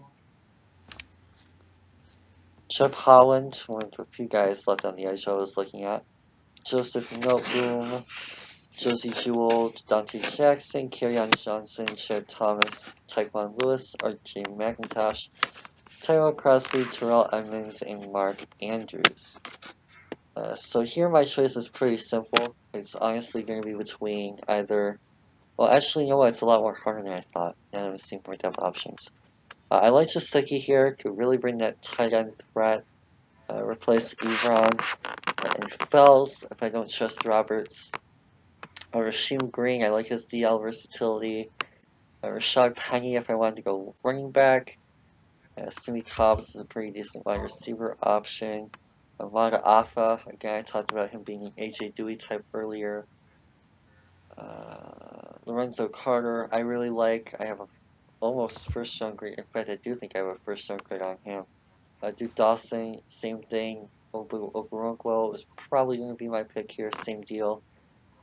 Akram Wadley, I really like at running back.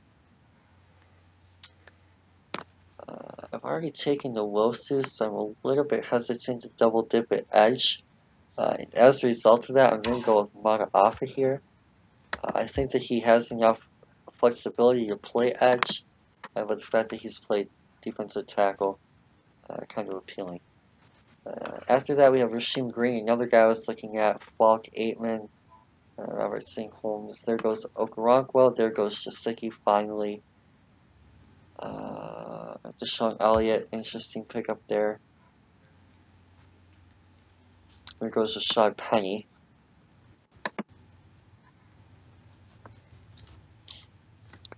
So thoughts on Mata Afa in the third? Manoff is a guy I like. In particular, I like the fact that he's explosive off the edge. He's a bit raw, but I think that Patricia are the right guys to get something out of him. So yeah, I like that pick. Nice. Fine by me. So after that, in the fourth here, we have Ola Dungy, Jerome Baker, Tim Settle, Duke Dawson, one of the guys I was really looking at. Quentin Meeks, Akram Wadley, my main target at running back that was still left. Josh Sweat, Trenton Thompson, who was one of my main defensive tackle guys left. Marcus Haynes, Sam Jones, Austin Corbett, Christian Campbell, Nick Chubb, one of my few running back targets left. Tay Burnett, Jordan Whitehead, and JC Jackson. So all of these guys left, honestly, for me it's a pretty easy pick. I've got to go with Lorenzo Carter. I know I've just taken two guys there, but I think Nuosa is more of an OLB. And I think that my office could play defensive tackle. So getting Carter, even more edge depth, just an absolute steal here in the fourth round. Gotta take it. After that, we have William Clapp, Kendrick Norton, Josh Adams, Nick Gates, Godwin Webke, Brett Toth, Michael Gallup, Sean Welsh, Deshaun Hamilton, Jojo Wicker, Kim Kelly, Kurt Benkert, Laletta, who was one of the very few guys I thought about, Justin Jones, Suki Shiafor, Mason Cole, Sean Dion Hamilton, Taylor Hearn, Mike White, and Skylar Phillips. So thoughts on Lorenzo Carter in the fourth? Lorenzo Carter in the fourth is a great pick. I like it. And yeah, I don't have anything to add. Cool.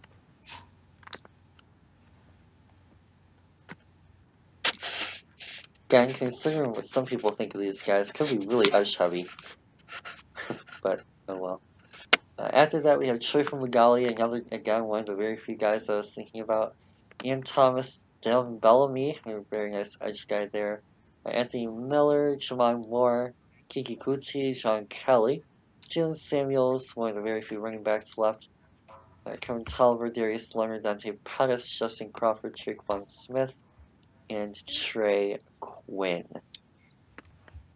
So, taking a look at the board here, I'm probably going to go with a QB and UDFA at this point. Running back is interesting. One guy really sticks out here, even though I personally don't really care for him. Royce Freeman being here, definitely a very interesting option. Wide receiver, of course, we already talked about. EQ. I also really like Wingakey and Lazard. Fullback, Demetrius Flowers is still here. Or Dimitri Flowers, that could be a fun fit. The tight end, a lot of my top guys are pretty much gone, so I'm not really worried about that anymore. I already took my guard in Price. Pretty good defensive tackle class left here if I'm looking for more of a natural DT. Poona Ford really catches my eye in particular, as well as Lowell Tulane, Contavious Street. Forenzo Fatukasi, Connecticut also. Connections with Bob Quinn and Pasqualani. Edge guys, I'm not taking another edge. Linebacker, if I wanted to go with linebacker, it would probably be Sashir Griffin. Not really a fan of double dipping at linebacker though here. Corner is a decent option, especially with the item here still. Safety, again, Jesse Bates if I really wanted to go with one. But really, for me, it's between Royce Freeman and Poona Ford. I think I'm going to go with Poona Ford here, the defensive tackle. After that, we have Levi Wallace, Dalton Schultz. There goes Royce Freeman to the Eagles. Herndon, Smith, Scarborough, Parker, Lazard, Latulele, Harris, Conklin. There goes Dimitri Flowers to the Steelers. Ballage and Ferguson. Still more. Dane Johnson, nice pick. Cameron Petaway. Jack Slichy, nice pick there. Sky Moore, Dominic Sanders, Cedric Wilson, Kyle Fitz, and Wyatt Teller. Is there more? No. So overall, my final draft here on this is Billy Price in the first, Uchenna Nwosu at linebacker in the second, Mata Afo, who I have currently playing DT, apparently, in the third, Lorenzo Carter at the edge, at the opening spot in the fourth, and then Poona Ford to play DT, more natural one-tagger nose in the fifth. So thoughts on that overall draft? Yeah, I think it's solid. I think you got value at every pick. I think that especially the Lorenzo Carter pick stands out to me. Was a great pick, and yeah, good. So is there any position that you think would need to be adjusted otherwise? Other than center, edge, DT, defensive tackle. I know you said Poona Ford. I know you said Poona Ford, but I would still address it in free agency given this draft. But yeah, other than that, it sounds good to me. Nice. So you're not a total uproar over me not drafting a running back? If you're gonna take a running back, it makes sense to do it earlier than I think you wanted to. Yeah, and what really hurt me was guys going 7th and then Rojo and Michelle going back to back at the top of the second. I was kind of hoping Rojo would fall to the second. Yeah, and I think that's one of the issues with well, this guy's just gonna fall type logic, because sometimes that works and then sometimes it doesn't. But yeah, I like this draft. We probably have to address running back and defensive tackle otherwise in other areas, but other than that, I like it. So if I told you that if my playing free agency before this draft was to sign Dion Lewis and Dontari Poe. Would this make a great offseason for you? I think that would be solid. Because you said Yeah, that that would be good. you said that the two biggest needs were running back, other than this draft, would be running back and defensive tackle. Yeah, but you can't address every need. I think that you addressed need of defensive tackle well with Ford and Poe, and I think that you addressed the running back position okay with Lewis. I'm not the biggest Lewis guy, but I can understand the reasoning behind it. Nice. So yeah, do you have any final thoughts? Any other guys that you really want to see the Lions look at before the combine? We might do another one of these at some point, like really close to the draft, but at least before the combine, is there anyone else that we haven't really talked about yet that you really want to bring up? I'm pretty sure I've said all I can say at this point. There's a lot of guys I haven't looked at clearly, but right now, yeah, I think the Lions are in a good position where they can throw around some money and get some of these needs addressed. Cool. So apparently the most drafted player in round one for the Lions is Harold Landry. Thoughts on that? Harold Landry. I'm not a big Harold Landry guy. From what I understand, he's undersized and a little bit not very good at setting the edge. To me, if we're taking an edge player that high, I want him to be balanced. I want him to be good against the run and the pass. But to me, Landry only offers pass rush and not run support. And if that's the case, then maybe we only can play him in pass rush situations, and that would be a little unfortunate just to have a situational first rounder.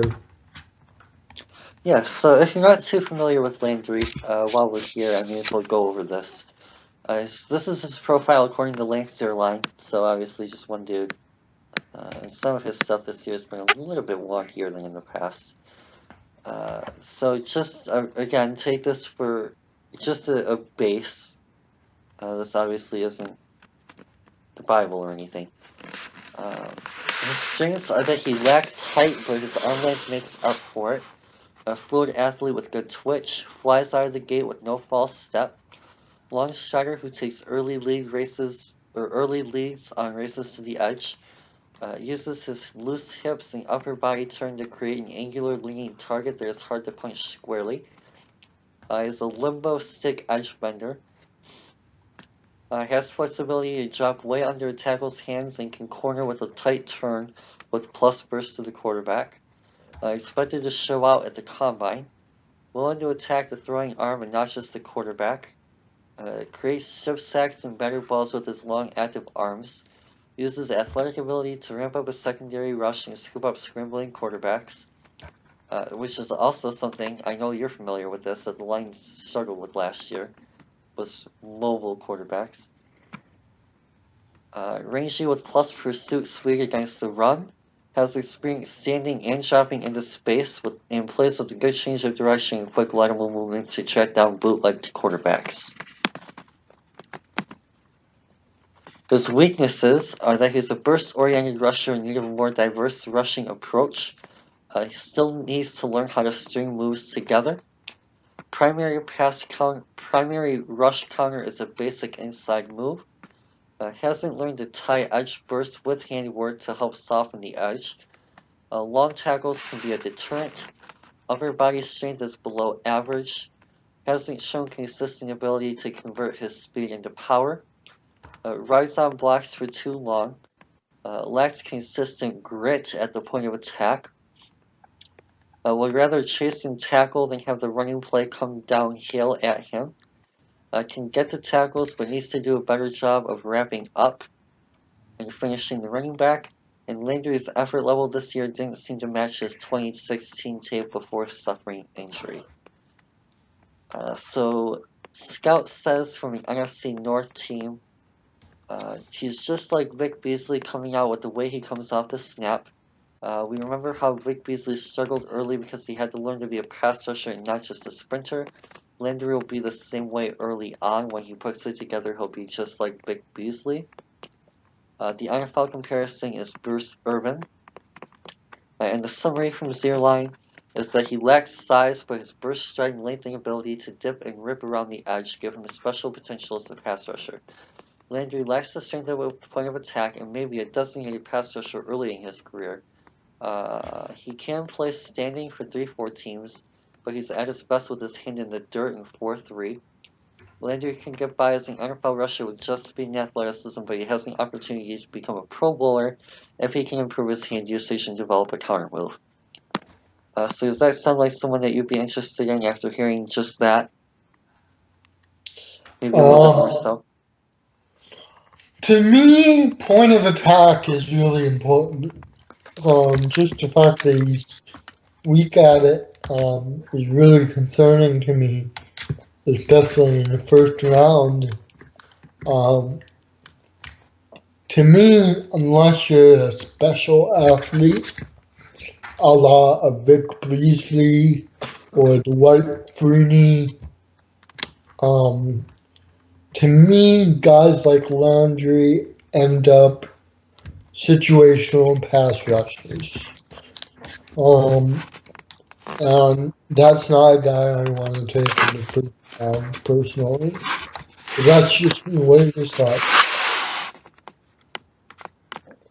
Yeah, so one thing I'm going to say here that I'm really excited to see when I do his breakdown is 7 forced fumbles in a year and 16.5 sacks in a year. When he's healthy, this dude looks like he can go off. At least on paper. So production is definitely going to help him out. But yeah, is there any? I'm obviously gone over this a few times now, but I think I'm pretty good this time. Is there anyone else that you want to go over? No, I'm good. Awesome. Alrighty then. Well, again, this was a very, very long video, but this is definitely a very in-depth breakdown of different situations and different ideas and things like that that we can expect the Lions to consider. Yeah, guys, hopefully you enjoyed this and learned a thing or two about what we expect the Lions to do. Obviously, there are, as we mentioned at the very beginning, a ton of options at a ton of different areas. Basically, every position except for quarterback and wide receivers an option in the first round this year. I would probably say tight end in there too because there's not really a first round tight end. But you never really know with the combine. There is an infinite amount of possibilities to be had, and we just explored some of them. Yeah, guys, hopefully you guys enjoy this series. I'm not going to be doing it with a different person for every one, but Daniel, being a fellow Lions fan and stuff, volunteered to come on the show and do another one of these, so shouts to him for sticking with us for as long as we have. This has been going on for a very long time, 3.5 hours now. But yeah. Again, hope you guys enjoyed this. If you're a Lions fan, give you some ideas on who we like the Lions to take this year and things like that. So thanks again, guys, for joining us today, and hopefully you guys enjoyed the video. Don't forget to like us on Facebook, subscribe to our YouTube channel, follow us on Twitter and Instagram, all that good stuff, and we'll see you guys again soon. So with that, peace out.